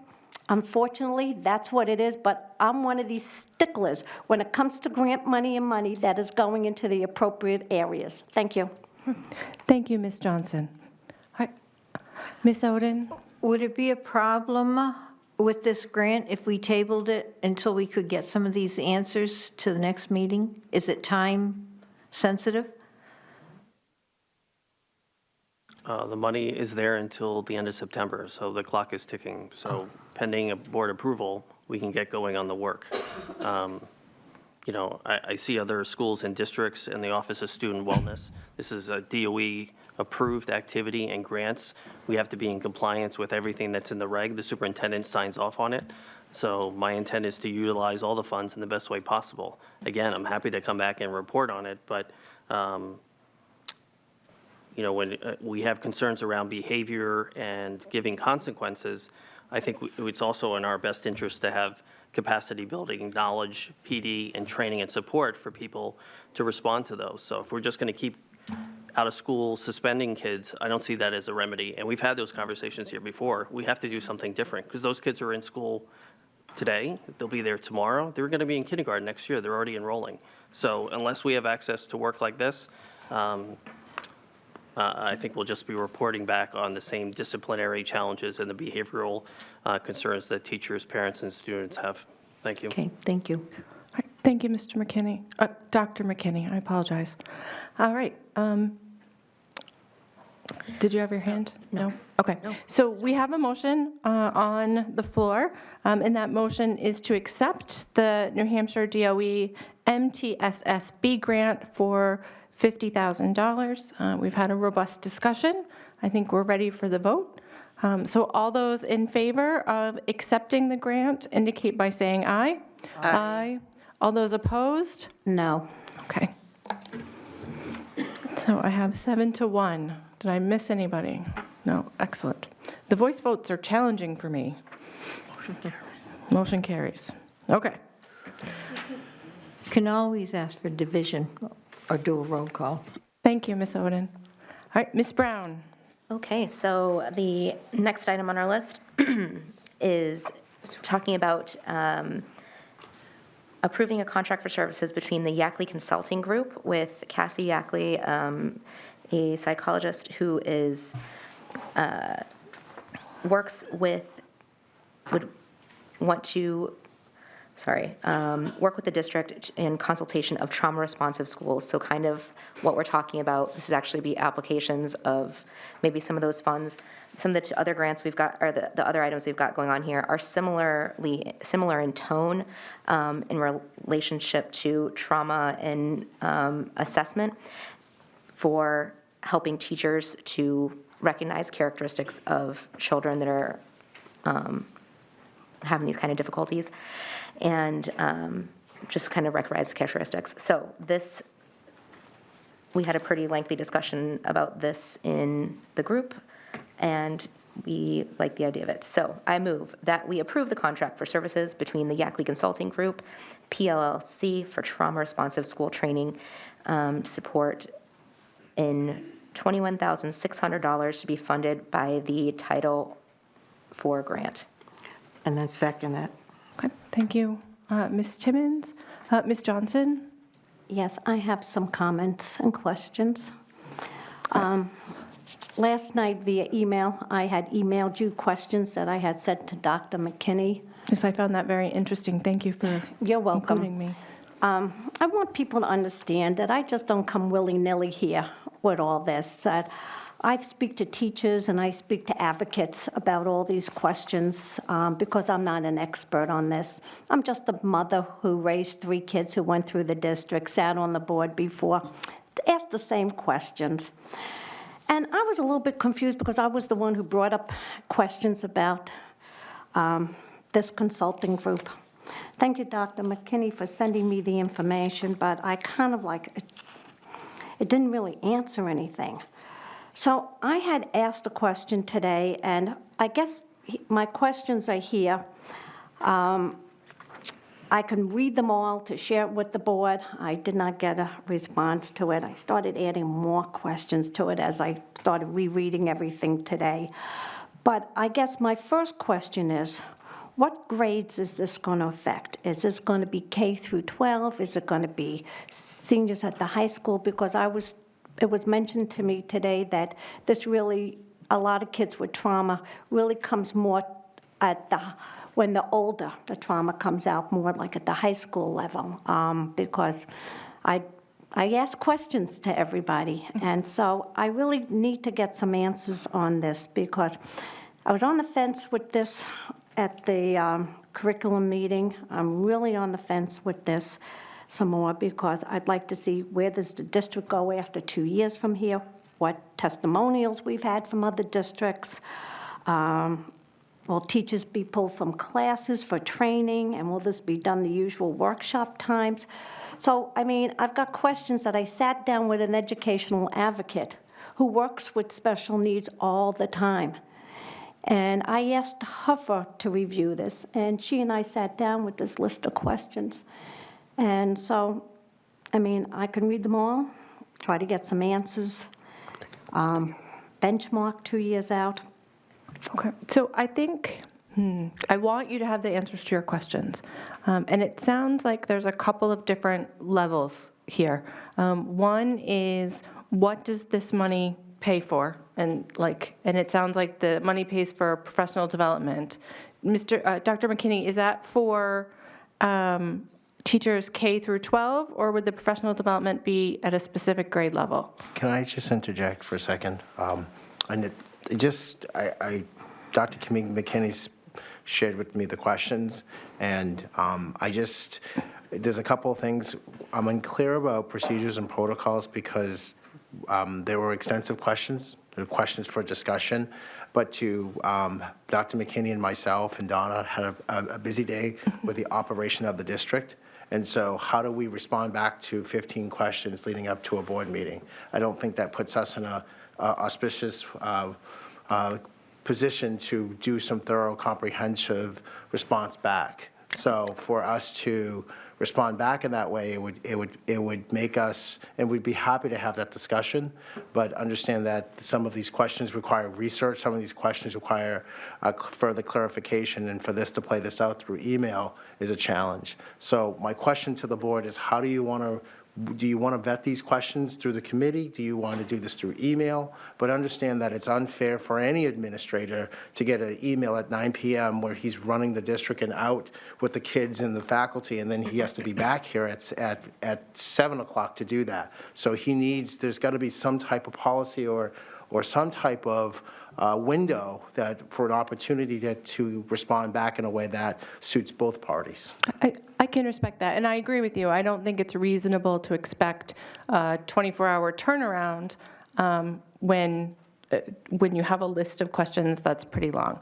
I do think that some of the stuff, some of the gist-ish stuff, Dr. McKinney might know, like the professional development, is it intended to be for the K through 12, or is it intended to be for specific grades? As far as the things that he has to research, certainly do some research, and Ms. Johnson can decide if she's ready to vote this evening or not, as can the rest of us. So, Fair enough. I think that's reasonable. I just want to clear, and I don't want to get into the time. I don't know when Dr. McKinney checks his email, but we just go for the next day. So he's here at 8 o'clock in the morning, or 7 o'clock. I'm sorry, he was here at that time, and so okay. Yes, no, I think that's completely reasonable. I don't think Ms. Johnson expected to have all 15 answers in 24 hours. Perhaps I'm putting words in your mouth. Go ahead, Ms. Johnson. Oh, no. But some of these questions should be easy to answer that goes along with this, because when I read everything and I reread it, it just didn't jump out at me. So that's why I asked somebody who's a professional, because, you're voting on this and you want to do the best thing for these students and these students that have trauma and have crisis. But you want to make sure that if we're implementing something, that we're going to be able to, let's say in 2 years, find out what was the success of the program. I mean, we should be knowing basically what other districts have done. I mean, these are basic questions. These aren't hard questions. These are hard questions for me because I don't know the gist of all this. But when we're coming with a program, we should be able to answer questions. And so I do apologize that I sent it last night. I did ask what the protocol basically was, because I don't want to step on anybody's toes here. And I just want to make sure, again, we're getting this grant money. I don't know if last year, during the last board, if there was a presentation to the last board on this whole thing. If there was, then, we weren't privy to it, so that's why more questions would arise. If there wasn't, then questions arise anyway. But I don't know if things were held over from last year, now the new board's looking at it. And if that's the case, then, we're just newbies on the block. And I don't have an educational background, so that's why, I asked. And I want to make sure that these programs, the guidelines are followed correctly, and that we're servicing the students that we have to service them. Right, and that is all reasonable, I think, to want to make sure that everything is vetted. I will say that we have had some presentations on trauma. There's another presentation on trauma and resilience at the South High School coming up on Wednesday at 2:30 that we've all been invited to attend. So I definitely encourage anybody who doesn't have a good knowledge base of trauma to go. We have some social workers on the board, and I think we tend to skip ahead because we know. But certainly, that's not reasonable to expect everyone. Dr. McKinney, you had an answer. I don't know if I can answer everything. We'll Yep. just, this grant, a portion of the grant has to be used on well-rounded education. Something in the world of social emotional learning, trauma, so many other things. So whether we use the money for this and the board doesn't support it, we're going to be back with another proposal, because that's how the money is spent. All the grants and the grant managers, those grants get audited every year, and you have to be in compliance. And we have to go through an auditing process. If they find anything wrong, we have to do corrective action. The superintendent signs off on all that, and it goes back. If you don't do those things, the money doesn't keep coming down. So that's within the purview of the administration to make sure those things happen. In regards to this work, if you think of trauma mainly as three things: abuse, neglect, and household dysfunction. Those are the primary things. Emotional, physical, abuse, neglect, and dysfunction around a household, divorce, separation, violence, all those things. And if you think that 8, 9, 10-year-old kids aren't coming with some of these indicators now, I'm sorry to say you're incorrect. I would guess we have all of our grades, including the kindergartners. Yes, ma'am.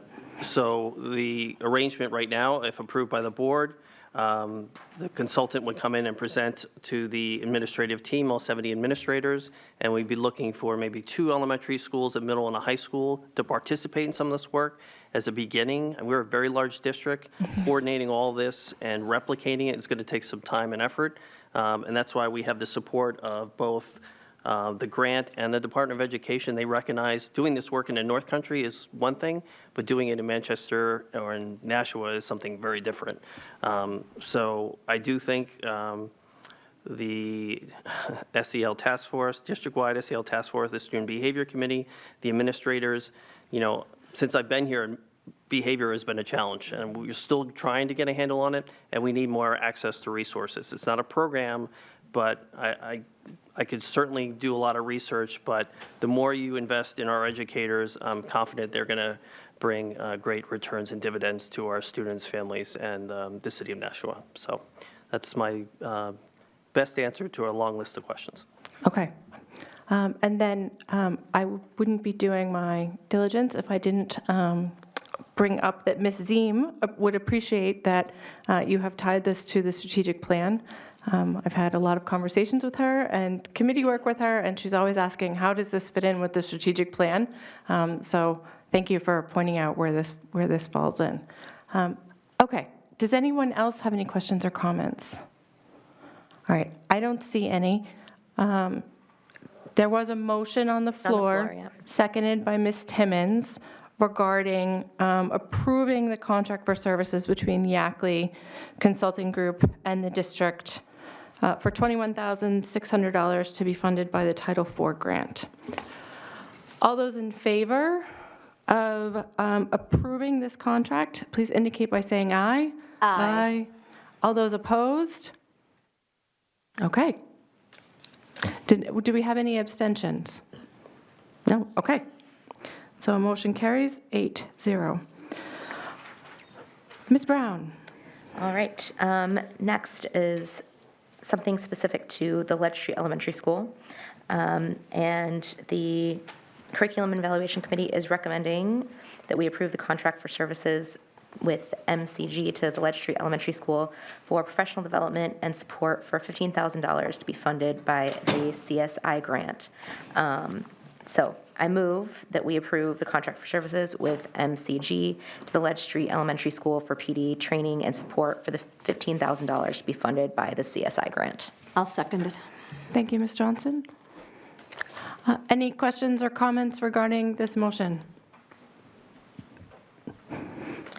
I'll say something. I did speak earlier this year or at the end of last year with Principal Mr. Miller down there, and he is so excited to have this program come, this and your next motion as well.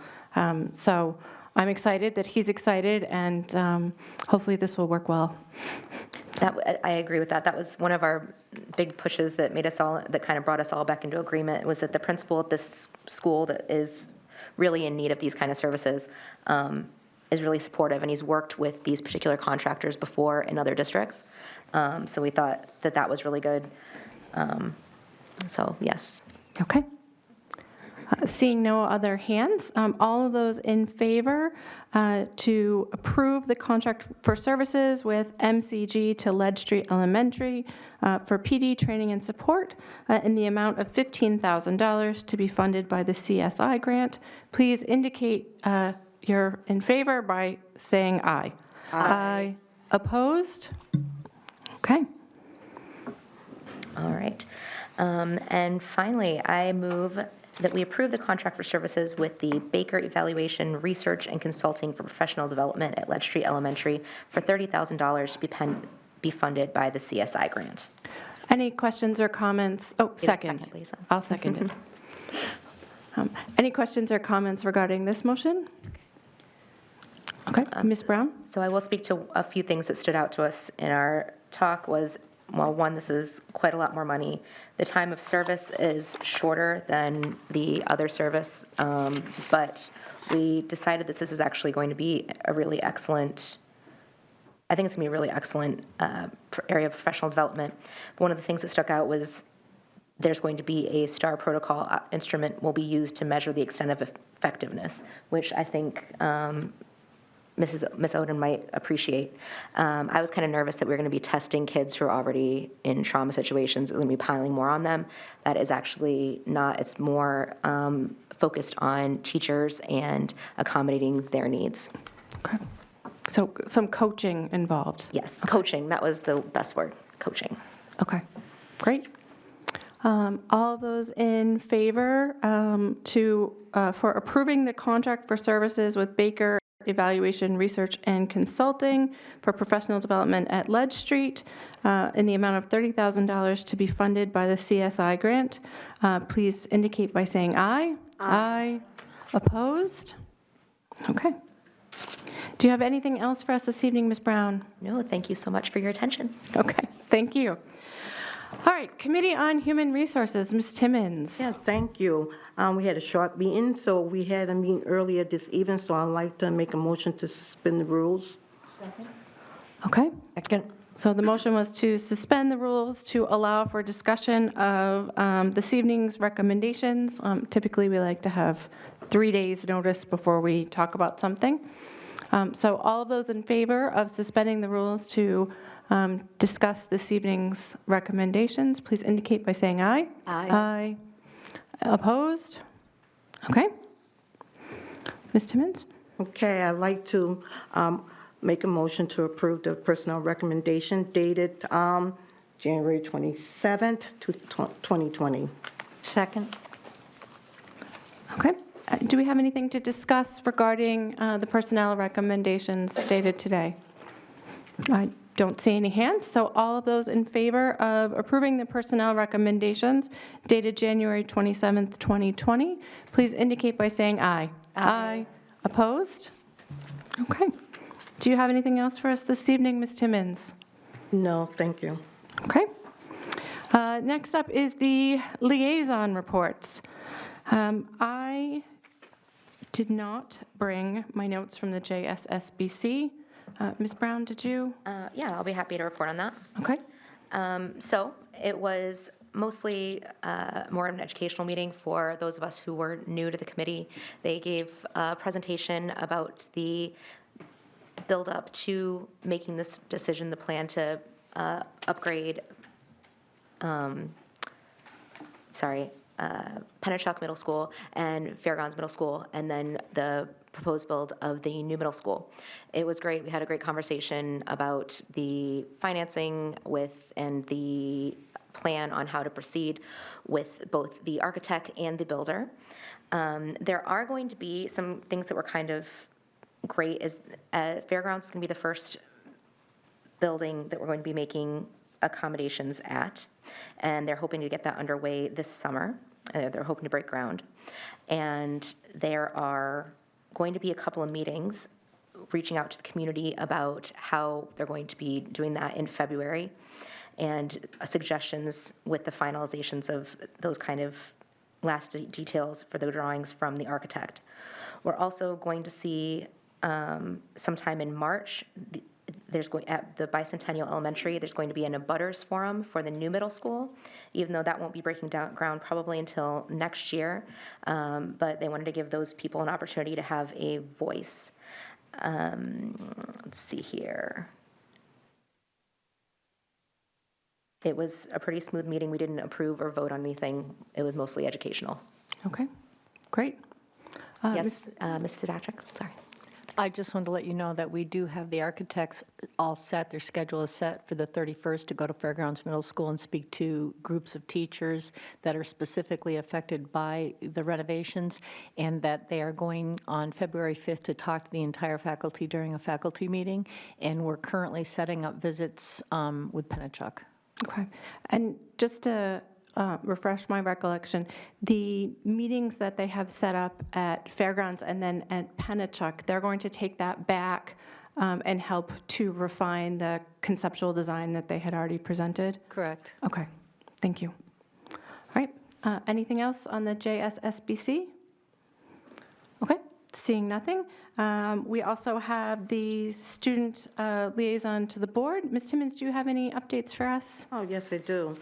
We met on January 22nd at 3 o'clock at the district office. It was really interesting. The student reps was given the policy BBBF on student members on the Board of Education, and that's regarding rules and responsibilities, so they know what to do and what not to do. Okay. Also, they were given policy BBAA, and that policy was being a board member, the authority of what we are as board members have to, we work as a team and not as an individual, so they understand that. They have those two policies. And they also was given a tour of the district office and went to, I guess, all the office. I think Tara Kinsella actually did all of that, and she was instrumental of cluing them in on what we do here as a board. And they also know how to now work the microphone and the recorder. Oh, good.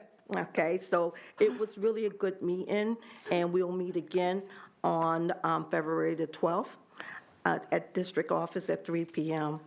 So you guys was fantastic. I learned a lot from them, a lot. Okay, good. And just to remind everyone that the student members of the board are not required to stay for the entire meeting. So I know it's finals time. If either one of you need to leave so that you can study and or sleep, you are welcome to do so at any time, and none of us will be upset. Okay? They quite understand that. They also would like to attend committee meetings if all possible, so they are part of the board, and they know that they are free to not be as quiet and speak their truths and be a vital part of the board. Okay, great. Mr. Norris? We actually had one question about that. Could we, if we can't attend a policy meeting, could we send like an email to one of the members on the policy committee? Yeah, if you have feedback on anything before the board, you're welcome to email Ms. Timmons, and she will get it to the chair of the committee, or you can email the chair of the committee or myself directly. So we're always happy to hear from you. And I don't think any of us, I'm going to speak for everybody, does anyone have any objection to them attending committee meetings when they are interested and able? I see lots of no objections, so. We love the idea. Yeah, you're welcome to attend as much or as little as makes sense for you. Okay, great. All right, anything else, Ms. Timmons? No, that's it. Thank you. Okay.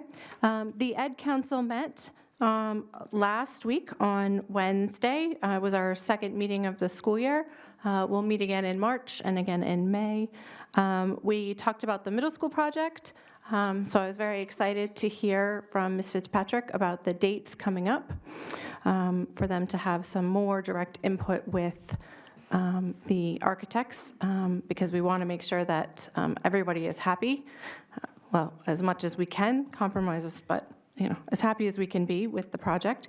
We also talked about the strategic plan task forces, how to access those task forces. The information has been in iNews. It will go out in iNews again, or has gone out, will go out in iNews again. It's also in X2. Not all of the task force information has been uploaded to X2. It's on the list of things that still need to be uploaded. But if you go into X2 now, many of the committees are there, along with the membership. So if anybody has an interest in being a part of any of those committees or sending feedback to the committees, they're welcome to contact the chair of whichever committee they're interested in sharing their thoughts with. And we also talked about cell phones quite a bit and whether or not the district should think about a cell phone policy. And it seems like teachers are pretty split on that. Some teachers use the cell phones in the classroom and have students look things up. Other teachers find them to be a distraction. This seems to be more of an issue in middle and into high school, as students are learning their proper relationship with their cell phone. And one of the ideas that came up was perhaps to include it in an orientation, especially at the middle school level, maybe have some sort of education to students about, cell phone etiquette when you're in schools or public places or meetings. So moving forward, that'll be something interesting to continue to talk about. That's all I have in my notes. Did you have anything else, Ms. Gilio? I have nothing else to add. Nothing else? Okay, great. So we will meet again in March. If you have any feedback, please make sure that your building reps know, or your cohort person knows for elementary, middle, or high school, or Adam. Adam can tell me anything he wants whenever he wants to. So, all right. That's it for liaison reports that I can think of. Does anyone else have a liaison report? No? Okay. So unfinished business, I do have an update regarding the para negotiations. With the permission of the board, I'd like to just do that at the end. So we'll have a non-public at the end instead of having everybody leave and come back in. Absolutely. Okay, great. So we'll just move that to the end. So new business. I am asking the board to consider moving the date of the February and March only board meetings. Currently, we are scheduled for, where is it? It's not listed here. Currently, we are scheduled for February the 18th? 18th? The 19th. 19th, that's what I thought. Currently, we're scheduled for February the 19th. I'm requesting that we move it to another day, maybe the 18th, maybe a different day, because February the 19th is the Empty Bowls at Nashua South, and it's the Nashua Sings at the Nashua North. And I wasn't sure if we would have a quorum, depending on how many board members were planning on attending those two events. I myself would like to go to Empty Bowls, but I will also come here if that's the will of the board. So does anyone, I guess the question is, can we have a show of hands of how many people could make it on the 19th? If you're not planning on going on to one of those other events? 1, 2, 3, 4, the question 5, again? 6. How many people are not planning on going to Sings or Empty Bowls? I'm not going. Okay, so we have a quorum. So it looks like we don't need to move it for February. So I'm not going to make a motion to do that. So on this calendar, just cross it out on the 18th. It will stay on the 19th. For March, the current schedule is for us to meet on March 18th. That's a Wednesday. That is the Elm Street Middle School Band concert. I will have a student at the Elm Street Middle School Band concert, so I will have to go. I don't know how many other people will have to go. March 18th. I should probably also go to that. Okay. So it looks like 3 of us have children who will be participating in that concert. So I guess it's up to the will of the board if you would like to go ahead with 6 members, or if you would like to move it to that Monday, the 16th, to allow for everyone to be here. 6 is a quorum, so it's completely up to the people who would otherwise be here. Would anyone like to make a motion to move it? I'm sorry, what day were you looking at moving it to? The 16th was the one suggested by Ms. Cancinella. I don't actually care what day, just I would like to go see my son play the flute that he whines about having to play all the time. So, Ms. Oden? I would like to make a motion to move the HR and Board of Ed meeting from March 18th at 6 and 7 p.m. to Monday, March 16th, from HR at 6 o'clock and the Board of Ed meeting at 7. I'll second that. Okay. Any further discussion? No, on the motion to move the Human Resources and Board of Ed meetings from Wednesday, March 18th, 2020 to Monday, March 16th, 2020 at 6 and 7 p.m. All those in favor indicate by saying aye. Aye. Opposed? Okay, so March is moved to the 16th, February stays the same. Okay. Yes. Can I go back and ask a question about the February, the empty Yes. bowls? So I know that we have to be here for the meeting, but do we take into consideration the other members who are not elected officials but still may want to go to these school events? Or is that not something that is typically brought up? Yes. That was not very certain, yes. I don't know how she's going to write that in the minutes. If we have no administrators, that would be unhelpful to our meeting. So will we have no administrators because of empty bowls and Nashua Sings? Way to put you on the spot, right? Well, I'm sorry. You know, it's the will of the board. I mean, we have not been able to attend these events because we have had meetings, to be honest with you. And when we attend empty bowls, it's not just getting the soup, it's a socialization piece. It's, you know, they have a band there. I mean, it's a really nice event. And since I've been here, we've kind of run out. We've gone early, but we've never really enjoyed being there with the kids and the families. It'd be nice to do that this year, to be quite honest with you, but at the same time, you know, the business of the district needs to get done. Okay.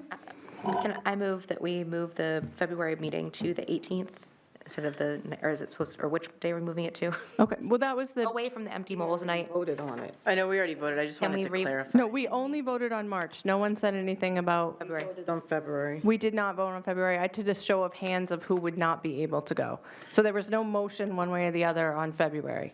It's specific dates. Okay. So it sounds like Ms. Brown is now making a motion to move February from Wednesday, the 19th, to Tuesday, the 18th, because that was the only day that Ms. Kinsanella could find in our schedule. You can't do that. But you can't go on Tuesday. This is fun. I have a commitment on that Tuesday night that I absolutely cannot be here. Okay. I could be here that Monday night, but I believe is that a school holiday? A budget. Oh, it's a budget meeting. Okay. And it's also a school holiday, so we might have to not have budget meeting. I don't know. Okay. I'll go back and talk to Tara about that. I may be the Could only one. I amend my motion? Yeah. Is there any time that we could do it on Monday also? Is it just going to be too much stuff? We can't, wait, what day is the holiday? Instead of moving it to Tuesday, can we move it to Monday? The 17th? Since there's a budget, we'll all be here for budget anyway. Could we Isn't do the board 17th meeting President's after? Day? Yes. But staff, and everyone's working, kids don't come, but it's the PD day for the staff, everyone's working, so it's a regular work day. So yes, we could potentially move it to that Monday, and budget can be moved. It doesn't need a motion of the board to move budget. Just pile them all on one day. Right? Knock them out. We can't, budget takes its own time. Wait till you see your budget book, it's big. Okay, so what would you like to do? Monday? All right, I move that we make the Board of Education meeting for February on Monday, the 17th. Second. Okay, and HR, or just the board, or just the? Both of them. Both of them, okay. So the motion is to move HR and the Board of Ed meeting from Wednesday, February 19th to Monday, February 17th, due to the number of school events happening on that Wednesday. And I'd like to see all of you guys at the empty bowls on February 19th. I know. Now I have to go buy a ticket. Okay.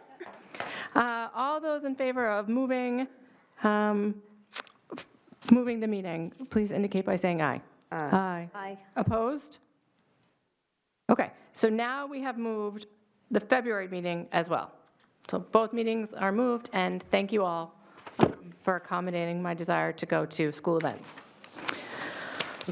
Okay, the next item is another request for a change, but this time for the school calendar. Dr. Mosley, do you mind if I just say it? Okay.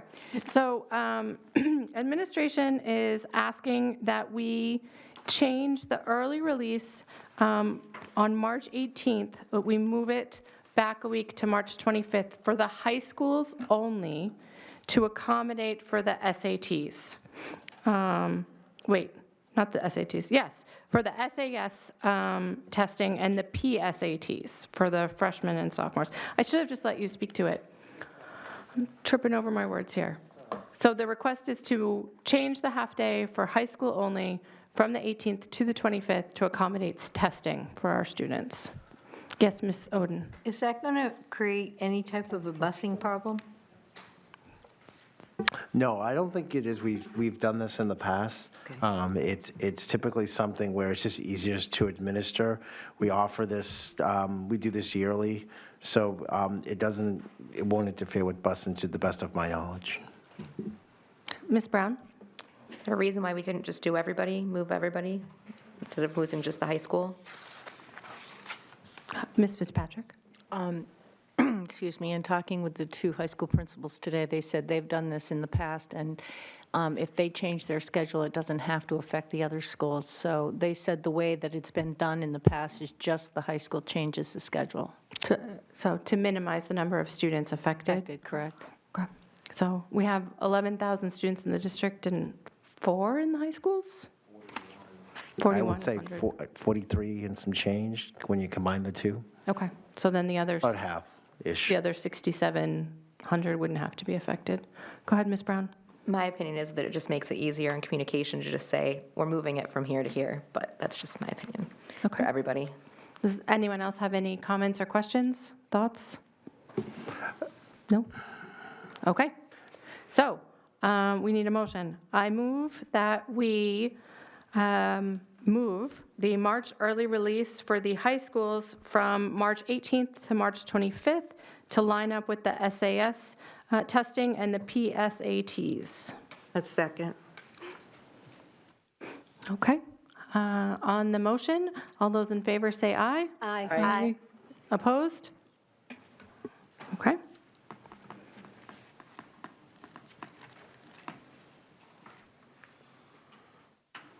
Okay. The next item on the agenda is the question of the creation of an interdisciplinary middle school building committee.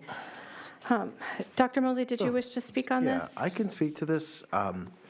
Part of the feedback that we got from the Ed Council and also some of the meetings I've had with teachers and parents is that I understand that there's been some forums around the middle school projects. There's still some questions around timing, when it's going to happen. I also heard some parents express some concerns around the location of the new school. I mean, all of these things come in different venues. I don't know what the appetite is, the board, for having a little bit more of coordination of this, what we'd call a middle school building committee. I know there's the JSSBC, I totally get that. But certainly, when you have a project this size in a city this large, there's always miscommunication and communication being communicated. So I talked to the board president, talked to the teachers, talked to some parents, and I said that I would broach this subject here.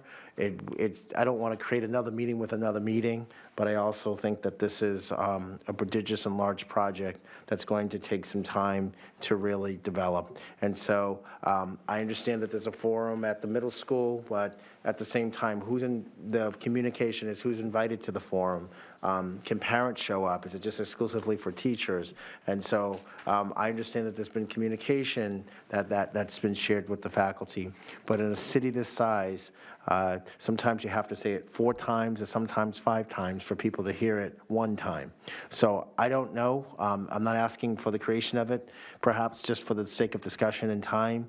If the board should yield, I'd be happy to just kind of draft perhaps a membership of that, or if there's no appetite for it, it's okay. But I just thought that, listening to the concerns from the Ed Council, that it warranted at least a discussion. Okay, thank you.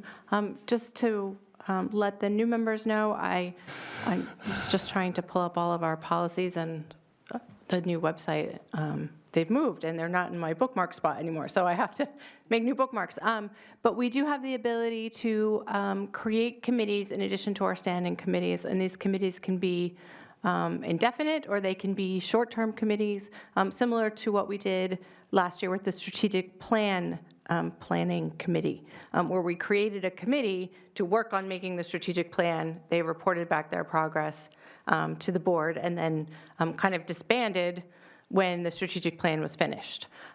So we have the ability to create a committee with, I think Dr. Mosley and I had been talking about having perhaps a couple members of the board, admin, invite the architects, some City officials, staff, and parents. Parents from the Cherrywood area. With the idea being that we would be able to have a centralized place for the Board of Ed to have information that could be transmitted back to the JSSBC and to here to make sure that we are assuring that the project goes the way that we would like, and we're making sure that the city's money and our taxpayer money is being spent in a way that we are all most comfortable with the compromises that we're making. Yes, Ms. Johnson. Thank you. I've sat on 3 renovation projects. As a matter of fact, I was cleaning out my house and I found my Elm Street Middle School project back in 2000. I was like, wow, I really have something back from them. I didn't throw it out. I think there's a lot of questions. I went to several joint special school building committees before I got elected, and I think the people really want to interact with the board and the city. And I don't have a problem being on a committee and listening to the concerns, because they'll come here, the planning board will make any recommendations and, eventually stipulations on what can be done. So, I'm willing to give up some more time, to listen to parents, the concerns, bring it back to the board, to bring it to the proper people that, with the joint special and the architect, because, it's a really big project. This high school was a huge project when I was on the board, and then I was on the Board of Aldermen for the South School. And, when you've built in a neighborhood, an established neighborhood, people get nervous. They want answers. And, so I think it's a good idea. The more interaction we have with the public, the better it is. So I'm willing to be on a committee. Okay. Thank you, Ms. Johnson. Welcome. Ms. Timmons, did you have your hand up, or were you just telling me that Ms. Johnson had her hand up? I was telling you, Ms. Johnson. Okay, thank you. All right, and then I saw Ms. Brown, and then go ahead, Mr. Guarino, after Ms. Brown. So I actually want to speak to how transparent I do think that the architect and the builder have already been. I started attending meetings open to the community way back last year. They were open. I read about it on the middle school's Facebook page, and I was like, yeah, that's something I'm kind of jazzed about. My kids are in middle school. I'm going to go find out. And I went and started attending them before I even considered running for office. I actually think they've done a really good job collecting information from the city in a way that's people that just stepped out and went on their own. It wasn't a hand-selected committee of people saying, well, we're going to take 2 people that I know I agree with from over here and 2 people I know I agree from over here, and then we're going to make them into a great committee that can then make decisions for everyone else. I think that I 100% believe in the open forums, and I think if the Board of Education wants to have a daytime meeting and a nighttime meeting to come say, hey, audience, come and tell us what you think. Not complaints necessarily, but just like say, what are you passionate about? That's what they did before they started this process. It really was. They were just filling out little sticky notes. I was sitting next to Mr. Atwood at a table of like a bunch of moms and a great little brain trust all around this room, and it was going really positively and well. And so I think people missed that part of it.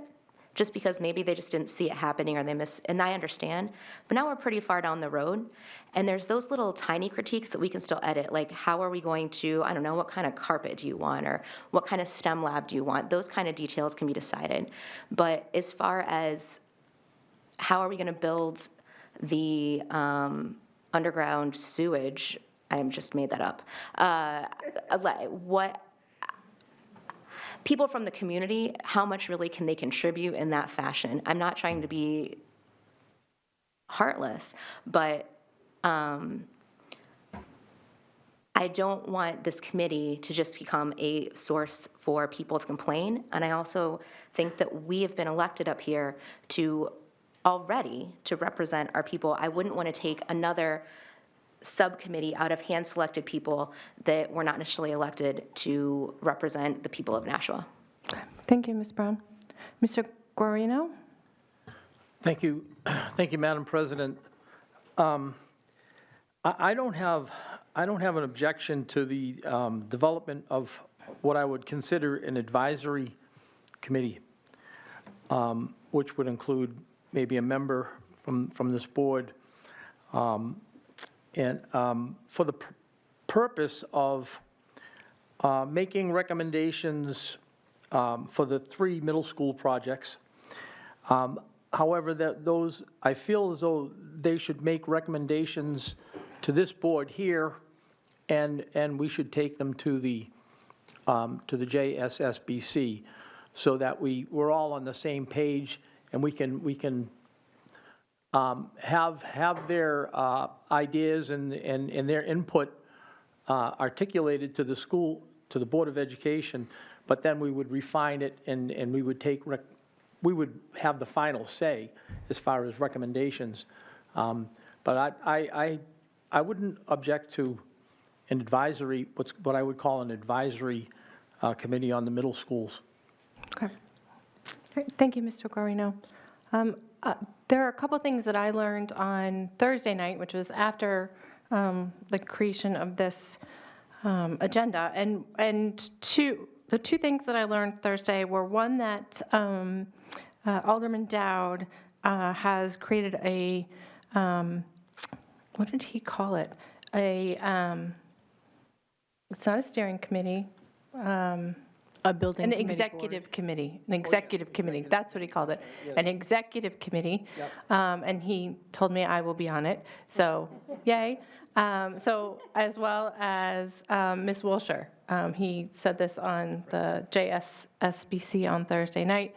I believe it's going to include the architects, Mr. Dubois, the construction manager, so that was new information for me.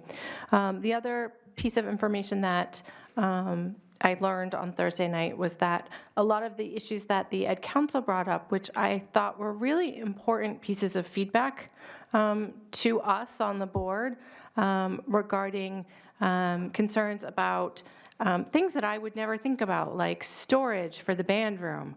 Like, I'm not musical. I would it seems obvious. As soon as she said it, I was like, oh yes, there are large instruments that probably need to be stored somewhere. But never in my mind would I have thought of that. So teachers had a lot of feedback about modifying the concept design based on what the architects have put out so far, and then their feedback about how this is going to affect them trying to do their jobs on a daily basis.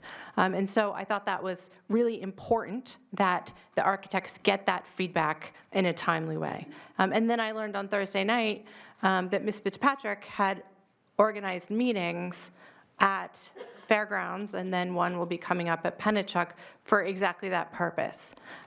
So now I don't have strong feelings either way.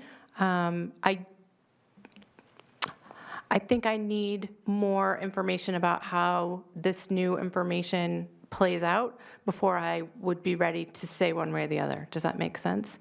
So I liked Dr. Mosley's offer a few minutes ago of providing the board with who he thinks, not particular individuals, but classes of individuals could be on a committee that he would think would be most helpful, which would help me to make a decision on whether or not whether we can incorporate that in what's already happening, or if we need something new. Does that make sense? I think there's a lot of questions out there as we start to move forward, and I don't want it to turn into a rumorville mill, excuse me. Yeah. And so I think people are going to tell the narrative of what they think of this middle school, whether we like it or not. So let's give them an opportunity to go to a venue to express their concerns and support as well. Like, for instance, I had no idea that this executive council came to be. I also think it's important that the public know that too. So where is this information going to be published? How is it being communicated? Who's on the council? How is obviously you're selected, I totally get it, but what prevents another person from not being selected? I also think, one of the things, I've done building projects before, it's great, but also, I do think it's important that we ask the students a little bit about what they're expecting from the schools as well. So we've had, and going with our, I'm looking at you, but it was Haley Sweeney and Patrick Gillis, but they were on the steering committee for the strategic plan, and they provided very helpful insight in terms of what they were looking for in the schools. And, we're talking maybe 5th or 4th graders, but also we should have some feedback coming from, I'm looking at 1, 2, 3, what'd you get, middle school? Four. Yeah. For the middle schools know exactly what attracts their schools and what they're looking for. So having them, we're not beholden to middle schoolers, but I think having that voice gives a different level of perspective. So it's just a thought. I'm not trying to make more. I'm not recommending making more meetings, but I do think the level of communication.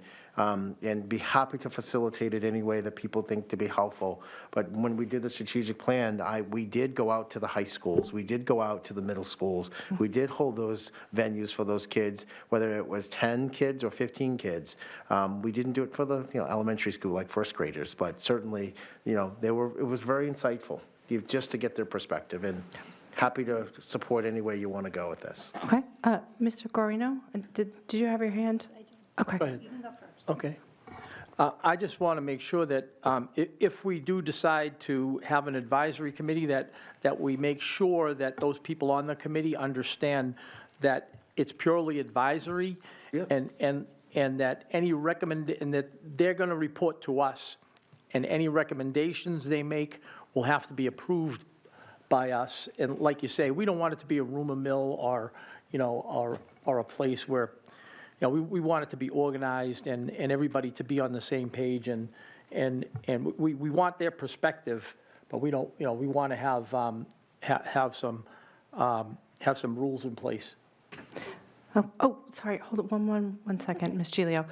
To that point, rumor mill, one of the things that came up on Thursday was Alderwoman Klee was having difficulty accessing the middle school project on our website, and I understand that is accessible and up there now. Yes, as of Thursday. I'm shaking my head. I recognize the request. I haven't checked it myself, but I did see the email correspondence. Okay. So it should be, but I can definitely have Stacy, actually, I thought, responded back. Ms. Brown says she's been able to verify it. I saw it this afternoon. Okay, yay. So it just made me think of it, and I'm going to lose it. So anybody who would like to look up what is going on with the middle school project, it is up on the website. It's working. Mr. Marcou's giving me the thumbs up. He just got it right now. Okay, great. I hope that didn't knock your thought out of your head, but go ahead, Ms. Giglio. Okay, so I had the pleasure of visiting 13 of our schools over the last 2 weeks, including 2 of the middle schools. And during my visits to the middle schools and touring and speaking with teachers, there's a lot of concern on the part of the staff as to how much input they're still going to have as things go forward. I think any opportunity, I think the meeting you're talking about on January 31st at Fairgrounds sounds wonderful. The more opportunity that the people who are going to be actually working in the schools with the students have to give more input, whether it's another committee or whatever, I think would be great. I myself was involved in a new library was built in a school I worked in several years ago, and we were pretty much not encouraged to give a lot of input, and we had to really fight with the architects to get the libraries to look like what we wanted them to look for as teaching centers during the day and not big showcases for townwide meetings at night. And that we were successful, and I think it's just really important that everyone feels like they're going to be heard, so. Thank you, Ms. Giglio. So I was just looking at the calendar we just approved. We meet again as a group in about 2 weeks, and it is before the next joint special meeting. Would you be able, it's not very much time, but would you be able to come up with an outline of It's just a suggestion. what you're thinking for the board, and then we can take this up again at the next meeting? Is that acceptable to people? I see consensus by nodding that people are okay with that plan. And I just want to be, so we're clear, it's nothing against people who are already involved. Understand, again, these are three different, this isn't one project, these are three different middle schools that are going to be impacted, and I don't want to be the one saying, no, that's not true, no, that's true. Let's have those open discussions and quell any miscommunication, whether it's space exclusively for special education kids, or even ELL kids, or even a space for the band kids, or even where the bathrooms are going to be located, if enough bathrooms. These are minor things, but in some of different perspectives, particularly around the kids, these are big things. So I just thought it would be something to consider. So be happy to draft something, and it's like a buffet. You can take it or leave it, whether you like it or not. Thank you, Dr. Mosley. I appreciate that. And I know, well, I'm going to speak for myself. I appreciate that you took the feedback from the teachers at the Ed Council and came up with something constructive to try and address that. So thank you for that. Okay. The next item on our agenda is regarding reimbursement of the superintendent, and that's a non-public. I'd like to put that after public comments if everyone is agreeable to that. I'm seeing that we have consensus to go ahead and do that. So does anyone else have any other new business that was not on the agenda? No? Okay. If anyone has something for the next agenda, please email me. We are now at public comment period number 2, where people can talk about whatever they want. And so Ms. Boleska has been waiting very patiently. Thank you for that. Ms. Boleska's ready for bed. Yes. Middle school starts really early, and I understand high school's even earlier, and I'm not looking forward to getting up for that. I don't know what's taking so long to move that starting time a little later. I mean, it would benefit us, right? Okay. So please state your name, your address, or if you're an employee of the district. My name is Meredith Boleska. I live at 52 Pine Hill Road. Okay. I have lived in this area my whole life. So first of all, I've actually never attended a school board meeting. I have seen some of them on, YouTube. I have some concerns that I wanted to share, and I don't know, Heather, I sent you an email, and we had a brief, correspondence about where this would best be heard. And I really feel like my concerns are district-wide. Oh, I'm so sorry. Yes, Clearly, I don't have experience with a microphone. I've never needed one before. Okay. No, that's fine. So anyways, I wrote something, and I would just like to present it. And I actually think this is it's good timing, because some of the things that I heard somebody mention the opioid crisis, and I heard somebody mention something about the expectations of the kids focusing more on the classroom, and we're thinking pajamas play a role in this. And then I heard something about we're tossing around a cell phone policy for the district, which I've been advocating for I think it's been 4 years, have literally had very long conversations about the cell phone issue in this district. So it's not, just for the record, it's not the pajamas that are keeping kids from learning. It's the cell phones. It's the fact that they're distracted. They're attached to this thing in the palm of their hand. And I have to tell you that there's nothing wrong with a teacher holding out a basket and saying, please deposit your cell phones when you come into the classroom. Period. That's it. The reason why I'm here is because first of all, I grew up in this area. I grew up in Merrimack. I moved to Nashua when my eldest son was a baby, and as a teenager, though, I enjoyed making lots of friends in this city. And for those of you who are old enough, you may recall a fatal car accident in 1996 involving a red Mitsubishi 3000 GT on Route 31 in Wilton. I am a survivor of that fatal car accident. And the reason why that is important for me to share with you is because I strongly feel that it led me to where I am today and has had an impactful way of shaping my belief system, including how I raise my children. I am a mom of 3 boys, one whom graduated Nashua North, class of 2018, one who, with any luck, will graduate this June, and one who is in 2nd grade at Birch Hill. Yes, thank God for him. He reminds me that children are innocent. I am a clinician and a master licensed alcohol drug counselor. That is what I do for work, and that is part of why I am here. I am passionate about the work I do, not just in my home raising my kids, but in supporting my clients and changing their lives. I have a really close relationship with all of my kids, and that relationship extends to their friends. I see and I hear almost everything. I do see and hear everything. And these relationships have given me valuable insight that brings me here, and I would like to share some of that insight with you. I would like to talk with you about the homeschool connection that is completely lost once kids hit high school, and the impact that this is having on our kids and the correlation to substance use and student safety. And these things are all intertwined, although I'm not convinced that I did as well of a job as I could have in demonstrating that, but we'll see how it goes. Studies show that there is scientific evidence to support the finding that the adolescent brain is not fully developed until the age of 25, right? So until at least the age of 25, if you know a teenager, you might as well buckle up because it's going to be a bumpy ride. Get ready because you're in for moodiness, poor impulse control, poor choices, and some seriously savage behavior, as my son puts it. My elder son says our preteens transform into freedom seekers, chasing after their independence.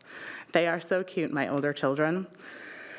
There's a reason why adolescents are adolescents, and there's reasons why they can't vote, they can't give consent to treat, they cannot buy alcohol or nicotine products, they can't gamble, they can't rent apartments, they can't have bills in their names. And the reason why is because their brains are not developed and they can't manage those responsibilities. The American Academy of Child and Adolescent Psychiatry reports pictures of the brain in action show that adolescents' brains work differently than adults when they make decisions or solve problems, right? In the adolescent brain, the frontal lobe is not yet developed. Research has also shown that exposure to drugs and alcohol during the teen years can change or delay these developments. When I was working with kids, I used to tell them all the time, you can smoke pot, but keep in mind that your brain is going to stop developing at the age you start smoking pot. So if you want to smoke pot at 14 years old and you're okay with being 14 years old forever, then by all means. And trust me when I tell you that my clients would come back and say, yeah, I haven't been smoking. That's not always the case, obviously, though, right? The actions of the adolescent are guided more by the emotional and reactive amygdala and less by the thoughtful, logical frontal cortex. So these adolescents are more likely to act on impulse. They misread or misinterpret social cues and emotions, right? Black and white thinking. They get into accidents of all kinds, get involved in fights, engage in dangerous or risky behavior, and they are much less likely to think before they act, to pause to consider the consequences of their actions, or change their dangerous or inappropriate behaviors. My son was involved in an altercation at school before Christmas, where he attempted to avenge one of his best friends who had recently been attacked in school. During the unprovoked attack last October, my son's friend, who is also like a son of my own, as they all are, he was assaulted without warning from behind, and this action resulted in a chipped tooth requiring dental work to repair, as well as needing stitches in his face. It was pretty awful. The week before Christmas vacation started, my son came face to face with the boy who had hurt his friend for the first time since it happened. Now, some of you may know my kids, some may not, but my boys are 6'4", both of the older ones, 6'4", 230 pounds. They're big boys, and this particular boy is very, very strong, my middle son, right? He lost his father at a very young age, 11 to be exact, so he's probably got some pent-up anger in him. I'm not proud of my son for what happened next, and I don't condone violence, not anywhere, not under any circumstances. Unless it's forced and someone is defending themselves. My son initiated this altercation with this boy who had hurt his friend. And after he attempted to walk away, he was pulled back in by the other party. This went on for, in my opinion, far too long. And in my opinion, much longer than if there had been an administrator or officer out there in the bus loop where this took place. However, there was no adult presence. There was nobody in the bus loop. It's the bus driver on her CB radio calling for help because there was no adults there in a bus loop. I saw the video footage myself because getting back to that cell phone policy, right? What do the kids think it's okay to do? God forbid anyone call 911. They're all too busy videoing it, which is detrimental in itself. I'm horrified. My son, could have killed this other boy. He could have.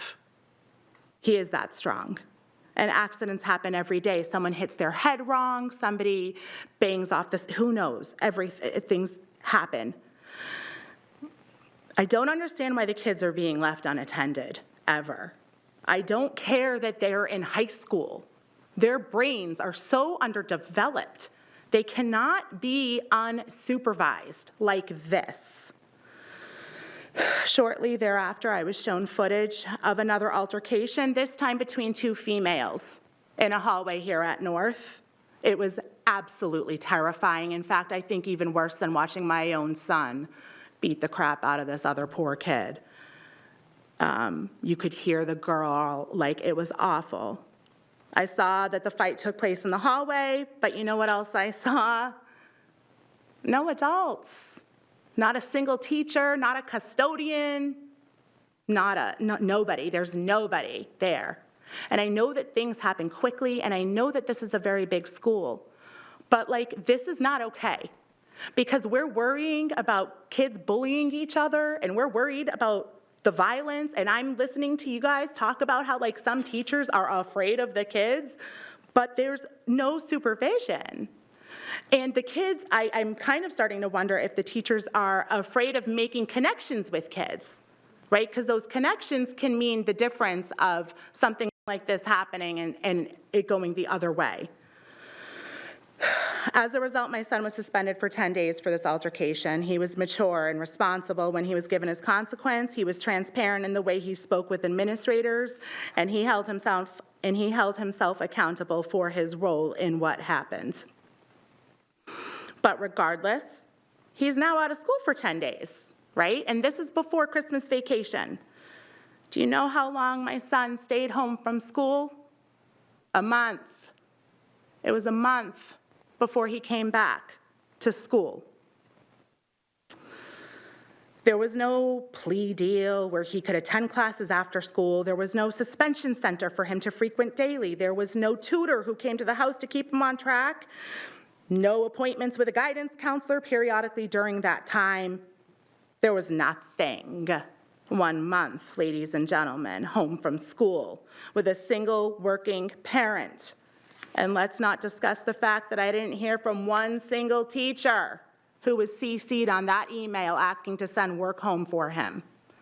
In fact, I didn't hear from any of them until I reached out first, asking, what does Gavin need to do to catch up? It was with his film studies teacher. And interestingly enough, the film studies teacher gave me all of the work, and I said, Gavin, you're not passing film studies because you're not going to class.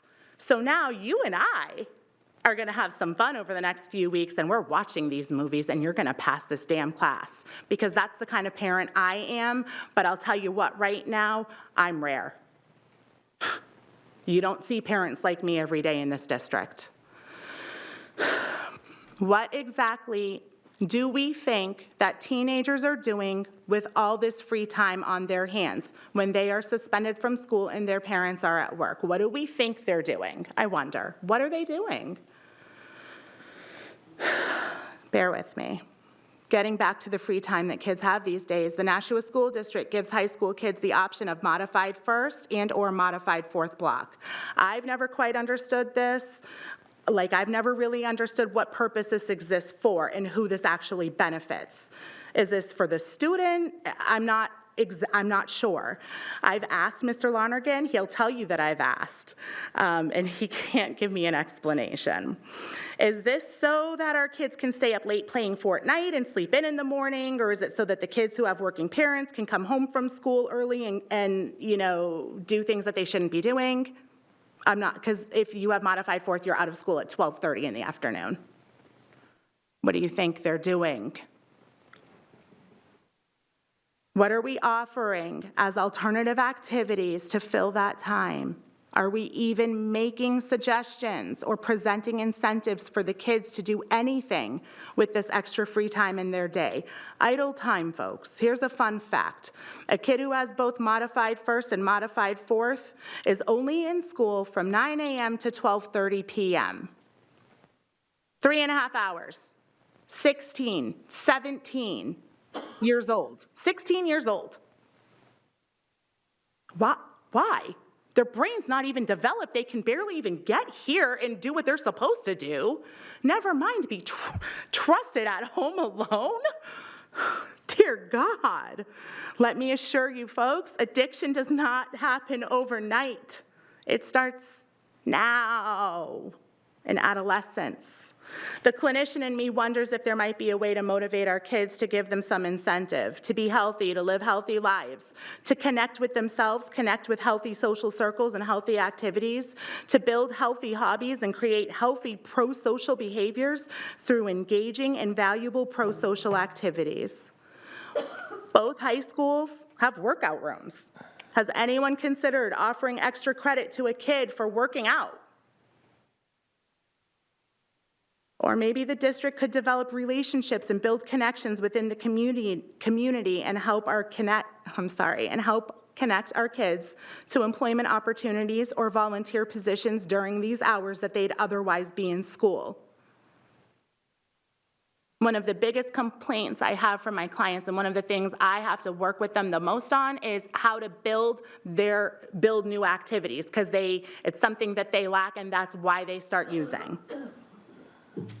There's no doubt in my mind that if we connected kids with volunteer opportunities or other employment, whatever it is, whatever we work with them on, it's going to build confidence and initiate a domino effect of positive outcomes. But the time is now, because we are in the midst of an epidemic, and it didn't get here overnight. Connection is the opposite of addiction. For those of you who have never watched the TED Talk on Rat Park, I encourage you to look it up. It's my favorite. I talk a lot with my clients about hobbies and healthy lifestyles. Now is the time to teach them. Now is the time to instill these values and give them the tools to make good choices. We need to help our kids connect. Relationships are suffering with the rise of electronic communication. Let's counter that with forced interpersonal connections. We have to teach them to connect with their parents, with their surroundings, with healthy people, and with other healthy pro-social activities, because the delayed development of the frontal lobe says that they don't know how. These kids are not logical. They operate on impulse, and they don't know what they don't know.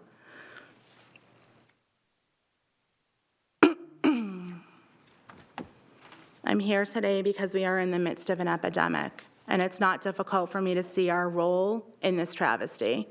And for anyone who chooses not to look at our role and what we could be doing to help fight this battle and safeguard our kids, in my opinion, is probably ignorant. So I would ask you to reflect on a few things after we all go home tonight. First of all, why are the kids in high school not receiving adequate supervision by adults? We're so concerned about their behavior, the bullying, the social media, the drugs, but these kids are they're not being supervised. I get that they're practically grown, but they're not grown. And this is the last chance we have to guide them. And they still need a lot of hand-holding. When my kids were in elementary school and middle school, I heard from the school all the time. The homeschool connection was present. It was there. I felt like a part of that community. My kids are here at North, and I love this school, and I love this district, but I'll tell you what, right now, not one single teacher has reached out to me in 4 years about my son, Gavin. Not one. Hey, Miss Baleska, your son has 26 absences in my class first quarter. Nobody cares. We're just passing them. Just give them a grade. Pass them, pass them. They're not even failing for, no, who's holding them accountable? So why would they go to class? Why would they, focus? Why? There are no expectations set for them. Why are we suspending kids and leaving them with no supervision? This is number 2. The Youth Council offers a suspension center for middle school kids, but not high school kids. Why are we discriminating? I don't understand it. It might be a grant thing. I don't know. That's for you guys. I'm just the messenger, but I'll tell you what, right now, when my kids were in middle school, they weren't even thinking about smoking pot. They didn't even know what the hell it was. Eliminating the problem from school grounds neglects these kids of the education that they're lawfully entitled to, and it puts them at even a higher risk for other high-risk behaviors. This is a pocket of opportunity for the disease of addiction to rear its ugly head, and it will. And number 3, why don't the teachers ever reach out to the parents? I know I'm not the only parent that feels this way. And I already said this already, but I know that I have a job to do, and I know I work really hard at my job for my clients. I coordinate care. I reach out to my community partners. I do a lot for the people who I work with, and I know that teachers do the hardest job in the world with the lowest paying salary. At least that's what I'm told, right? So I get it, but how hard is it to send an email? It can't be, you can't have 26 kids in the class that are all like my idiot son. You know what I mean? If you take 5 minutes to call me, we can set up a meeting. We can be united. We can be solution focused. We can bring that kid in and show him that we care about what he's doing and the choices that he's making in his future. I appreciate your time. Thank you for letting me speak. I would have personally liked to have put this off for another month, but I usually work Monday nights, and my coworker went to the trouble of getting me the night off when I told her 3.5 weeks ago that I was thinking of coming tonight. So I kind of felt like it put me in this position of now or never. I'm sorry it's so late. I would have loved to present additional supporting statistical data, but didn't have the opportunity to work that in. However, I'm always available. You all know how to get a hold of me. It's not hard to find me. And I'm always happy to converse. I have a lot of ideas. I think there's a lot that we can do. And if you have the opportunity for a $50,000 grant to work on the behavioral strategies in this district, by all means, take it. Dr. McKinney, it was so good to listen to you. I wanted to applaud you because you said so much of the things that I came here with already on my mind. And there are things that we can do, right? But we have to work together, and we have to be solution focused. And I get that big pharma this is all big pharma's fault, but there are other things at a very basic level, much lower than big pharma. We need to start now at a much lower level. I hope I've done enough to show you how connection plays a role in the life of our kids and their future. We need to look at how we can implement tools on a very basic level, how we can lay the groundwork now so that our kids will not be at as high risk later. New Hampshire is number 2 in the country for opioid overdose deaths. So, All right. thank you. Thank you, Ms. Belaska.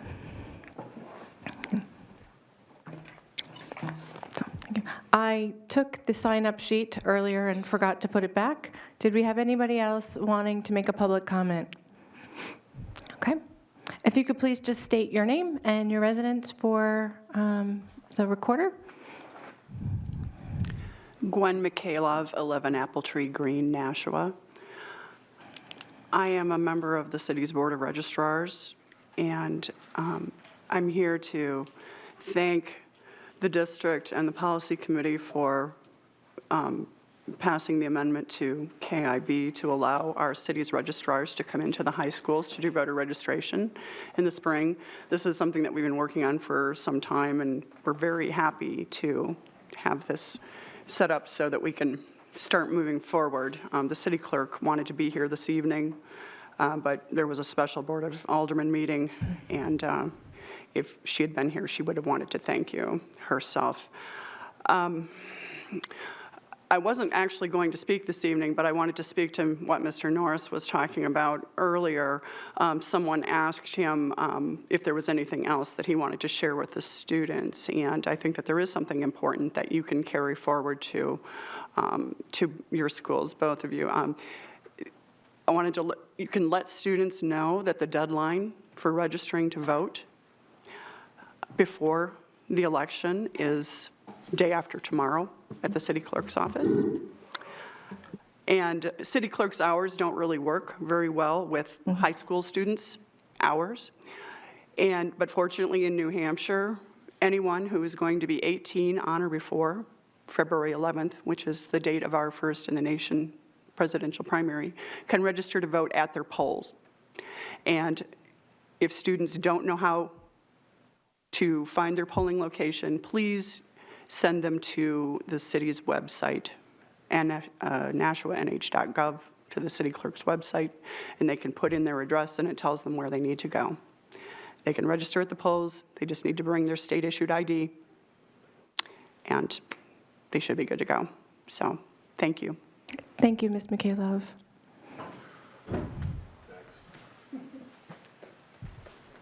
I warned you I was coming back, but the pace of the meeting was so exciting, and then it just... Anna Marcoux, 4 Jalori Lane. I'm president of the Nashua Teachers Union. I've come to invite you to 2 things. One, Robin Peringer and Judy Loftus are working with the Nashua Teachers Union to present the film Resilience on Wednesday. The woman that spoke earlier said a lot of things about what our kids are dealing with and the impact that has on them, even if they don't remember the trauma or the toxic stress. They brought this forward after seeing it in Brookline. So we actually bought the rights to it, and we'll be showing it 2:30 in South's Auditorium. Following that will be a panel. Dr. McKinney will be on it. The Director of Health Division, Bobby Bagley. The Director of Greater Nashua Mental Health will be on it, and Jan Valuk, who I think you all are familiar with, from the Nashua Prevention Coalition. And then after the panel, we will screen it again with our staggered starts and end times. We tried to fit it in so the panel didn't have to be there for the whole time. So our late schools can do the panel and then see the film, and then the early schools can see the film and do the panel. So I know you've all been invited. I'd like to extend that invitation again. It's so important. You've heard me speak of my own children and the impact that they've had, and I'm happy to say that intervention in things that the district is trying to do, what this lady said we should be doing, works. And because I've seen the impact that it has had on Anthony and Quentin. So if we can educate our teachers and our staff and even our families that are willing to be part of the process, you know, we're going to be ahead of the game. And it's not going away right now. So we might as well just deal with the fact that it's here and look at ways we can do to help mitigate what it's doing. The second event is much more exciting. Well, not that the first one's not exciting. The next one is just not as sad. It's Empty Bowls. And Robin, I saw this afternoon, wanted me to extend the invitation to all of you to attend, and that had you not moved your board meeting, she knows the person in charge that could have gotten you in early. So now we don't have to do that. You've moved the meetings to some time, I think. So hopefully we'll see you all there. There was a lot to take in the First Lady that was very interesting, and some of it I feel like needs a response, but I don't think now is the appropriate time for that. So I don't like painting things with a broad brush, and I think, you know, things can be addressed and should be, but I don't know how that is done right now, so. Thank you. Thank you, Mr. Marcoux. Did anyone else want to make a public comment? Okay, Ms. House?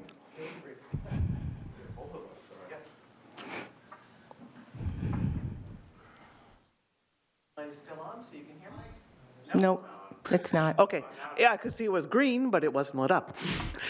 Deb House, I work at Amherst Street School, and I am Vice President of the Nashua Teachers Union. So I just came to say two things. I want to commend you for your efforts on a gender-neutral dress code that you know, tries to focus on keeping things, keeping away from sexualizing the dress code and stressing value judgments, and just keeping it about, you know, being appropriately covered and safe for being in school. I know you've sent it back to policy. I think a couple minor tweaks would make it safe and easily applied.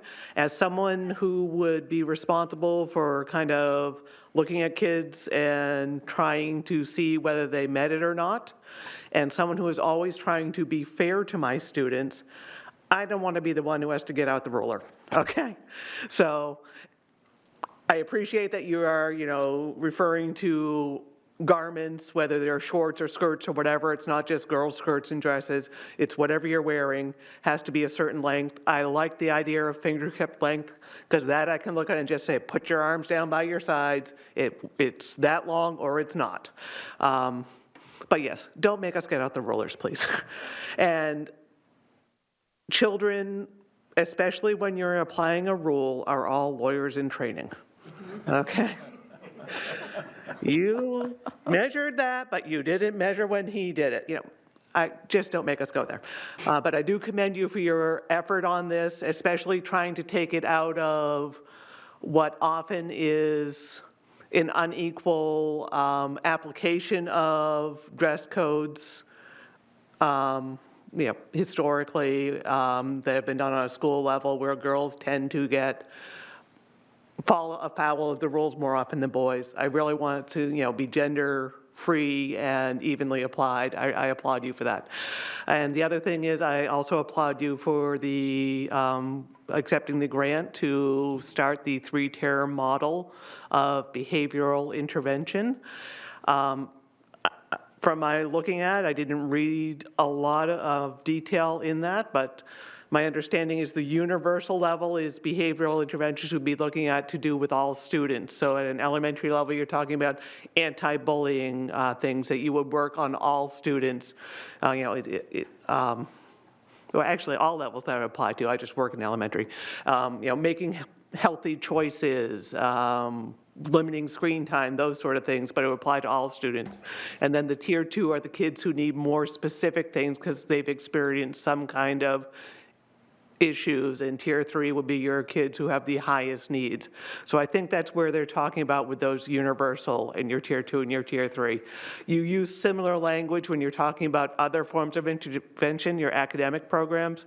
So just seeing that model there, I believe that's what those terms we're talking about. But I applaud the district for accepting this, the board for accepting this, and I look forward to seeing where that goes, because certainly we need intervention in that realm as much as we need it in our academics. So thank you. Thank you, Ms. Howes. Anyone else? Okay. Seeing no one, let's do board members' comments, and then we'll talk about the non-public. Okay? I'm going to go around. Okay. Ms. Johnson? Thank you. I would just like to make some comments about the parent, Ms. Valeska, if I'm pronouncing her name right. She brought up some very interesting points here. And I'd like to really find out a little bit more about what happened here. What I want to do is find out about supervision out there at the bus loop and in the schools to make sure that hopefully nothing like this happened. I'm grateful that she said her son owned up to it, but you know what? This is something that we at the high school level, we need to make sure that we have proper supervision in the schools and on the bus loop. I did take some notes. What else I'm upset about is that if our students are on any type of suspension, really probably more than a week, and even on a week, where are they getting their schoolwork? And they're falling behind. So, what is the district plan for suspensions when students are out like this? I do have the policy manual right here, but I just want to make sure that kids aren't falling behind with suspension here. I'm grateful that she came in. She's a valuable person of information that maybe she can come and give us a presentation about the drugs in the school and the opioid crisis out here. So I want to thank her for coming in tonight. Thank you. Thank you, Ms. Johnson. Madam Chair, we have to be very careful about talking about student discipline in public. We also have to be very careful. Tonight there was an administrator's name that was mentioned, and he's not here. And this board has a responsibility, and we have a responsibility to give that administrator that due process. And just because a person comes and makes a public comment, there are two sides to this. And it's not appropriate for anyone in this building to be talking about a personal discipline issue or even an employee who's not here in public. So I would ask that we have a sense of governance of what we say in public and be mindful of people's confidentiality when it comes to students, confidentiality when it comes to employees here. And as a public entity, we need to protect those employees because this is a public forum and this is not a place to execute anyone's integrity as an administrator. And Jason Lonigan is an employee in this district who deserves due process and should not be subject to this. And I take exception because it's our responsibility to protect these employees. So I would ask that the board keep its comments to things that we can say appropriately and that doesn't jeopardize people's integrity, their ability to find employment in future endeavors, but also this is one perspective. Thank you. Thank you, Dr. Mosley. Just to be clear, members of the board may not speak publicly about student discipline or personnel matters, no matter what individuals in the public say. However, having had this conversation with Corporation Counsel, we cannot cut off the First Amendment rights of others. I would ask the public that they also keep items confidential, but parents have the right to say whatever they want about their own children. So if we can just remember as members of the board that we have to protect district employees. I also just want to say very briefly that I heard her saying that she has a good relationship with Mr. Lonergan. So apparently I heard something different than other people.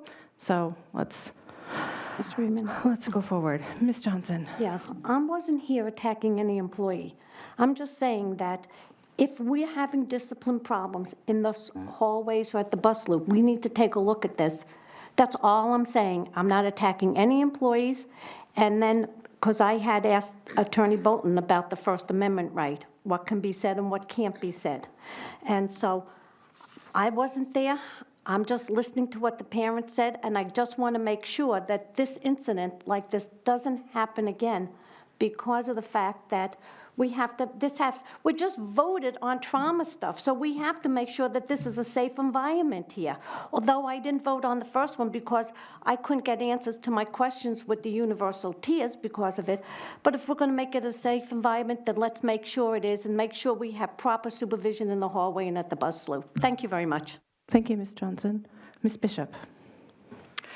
I actually wanted to speak a little bit more to that. I'm one of those people I like to think before I speak. So sometimes we do things here and then I think of things later and we have public board comment so I can say it then. But I wanted to say in regards to the grant that we approved in regards to the tiered and the universal emotional learning piece that you're talking about.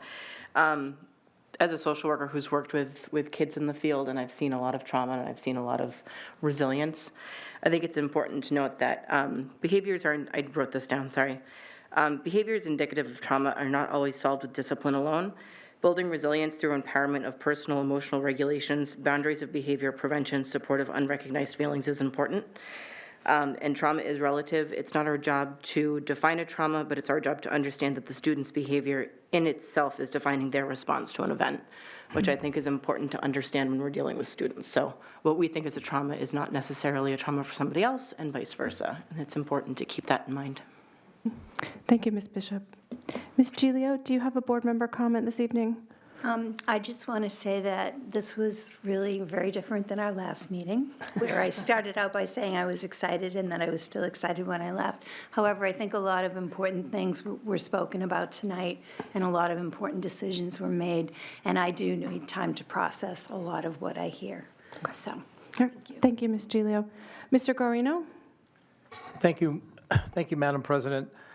I just want to say that I've known about empty bowls for a few years now, and I think it's about time that I attend. And so I am planning on doing that. But I also would like to remind parents to make sure that you reach out to teachers and make those connections with your teachers.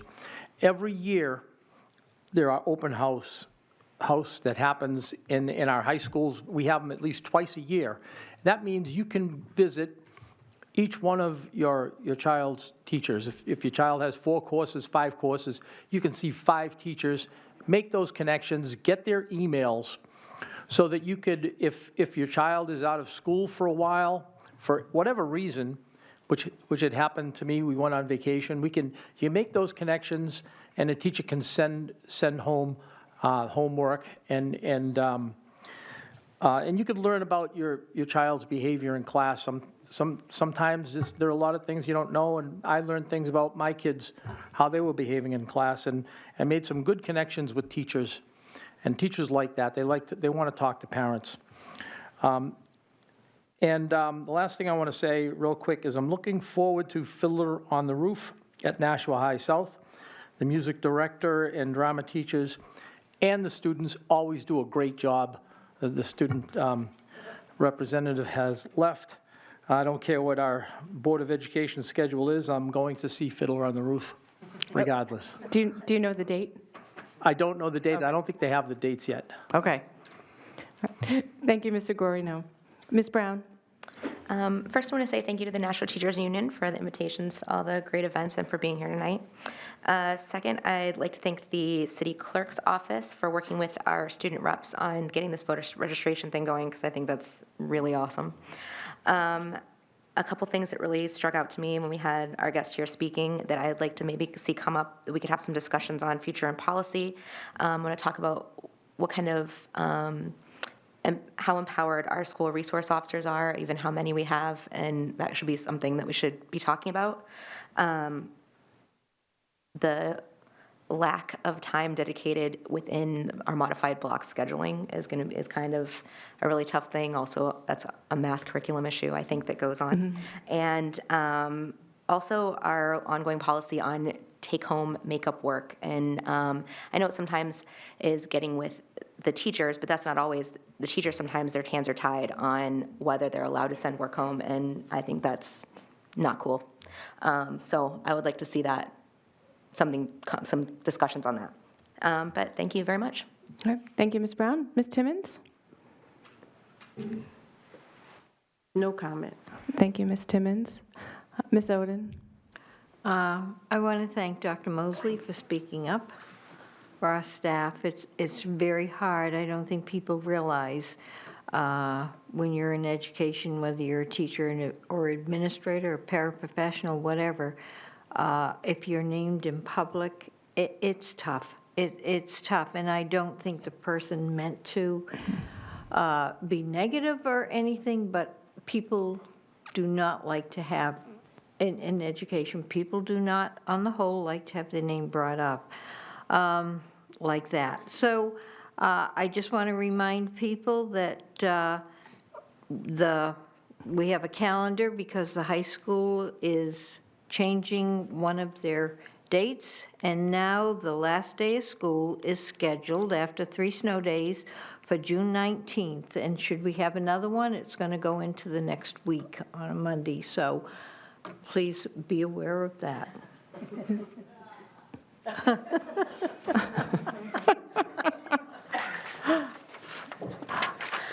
All right, thank you, Ms. Oden. I'm going to have to pull out my calendar. I don't have it in front of me. Okay, so I don't have a comment tonight. All of my comments were about upcoming activities, which everyone else has covered, so yay. But I do need to have a brief non-public regarding those 2 items from the agenda, and then we'll need to come out and take a vote, and then the Board of Ed will be finished for this evening. Nothing exciting is going to happen from here on out. So if we could just take a minute to let everybody clear out, and then we'll go, why don't we take the motion? I move to go into non-public. And I second it. Okay, I'm sorry, I didn't say the RSA. So the RSA is under negotiation, RSA 91A32E. No, that's wrong. Sorry, hold on. Well, that's one of them. Which one is negotiation? It's RSA 91A3. 2. 2E. You should go in there. Yeah, negotiation, E. I was right. Okay, so all those in favor of going into so wait, who seconded it? Well, I did, but I want to second after a brief 5-minute break. I have to go to the bathroom. Okay, that's reasonable. So all those in favor of going into non-public when we return in 5 minutes, signify by saying aye. Aye. All opposed? Okay, great. We are taking a break now at 10:10 p.m. Could you please stop the recorder?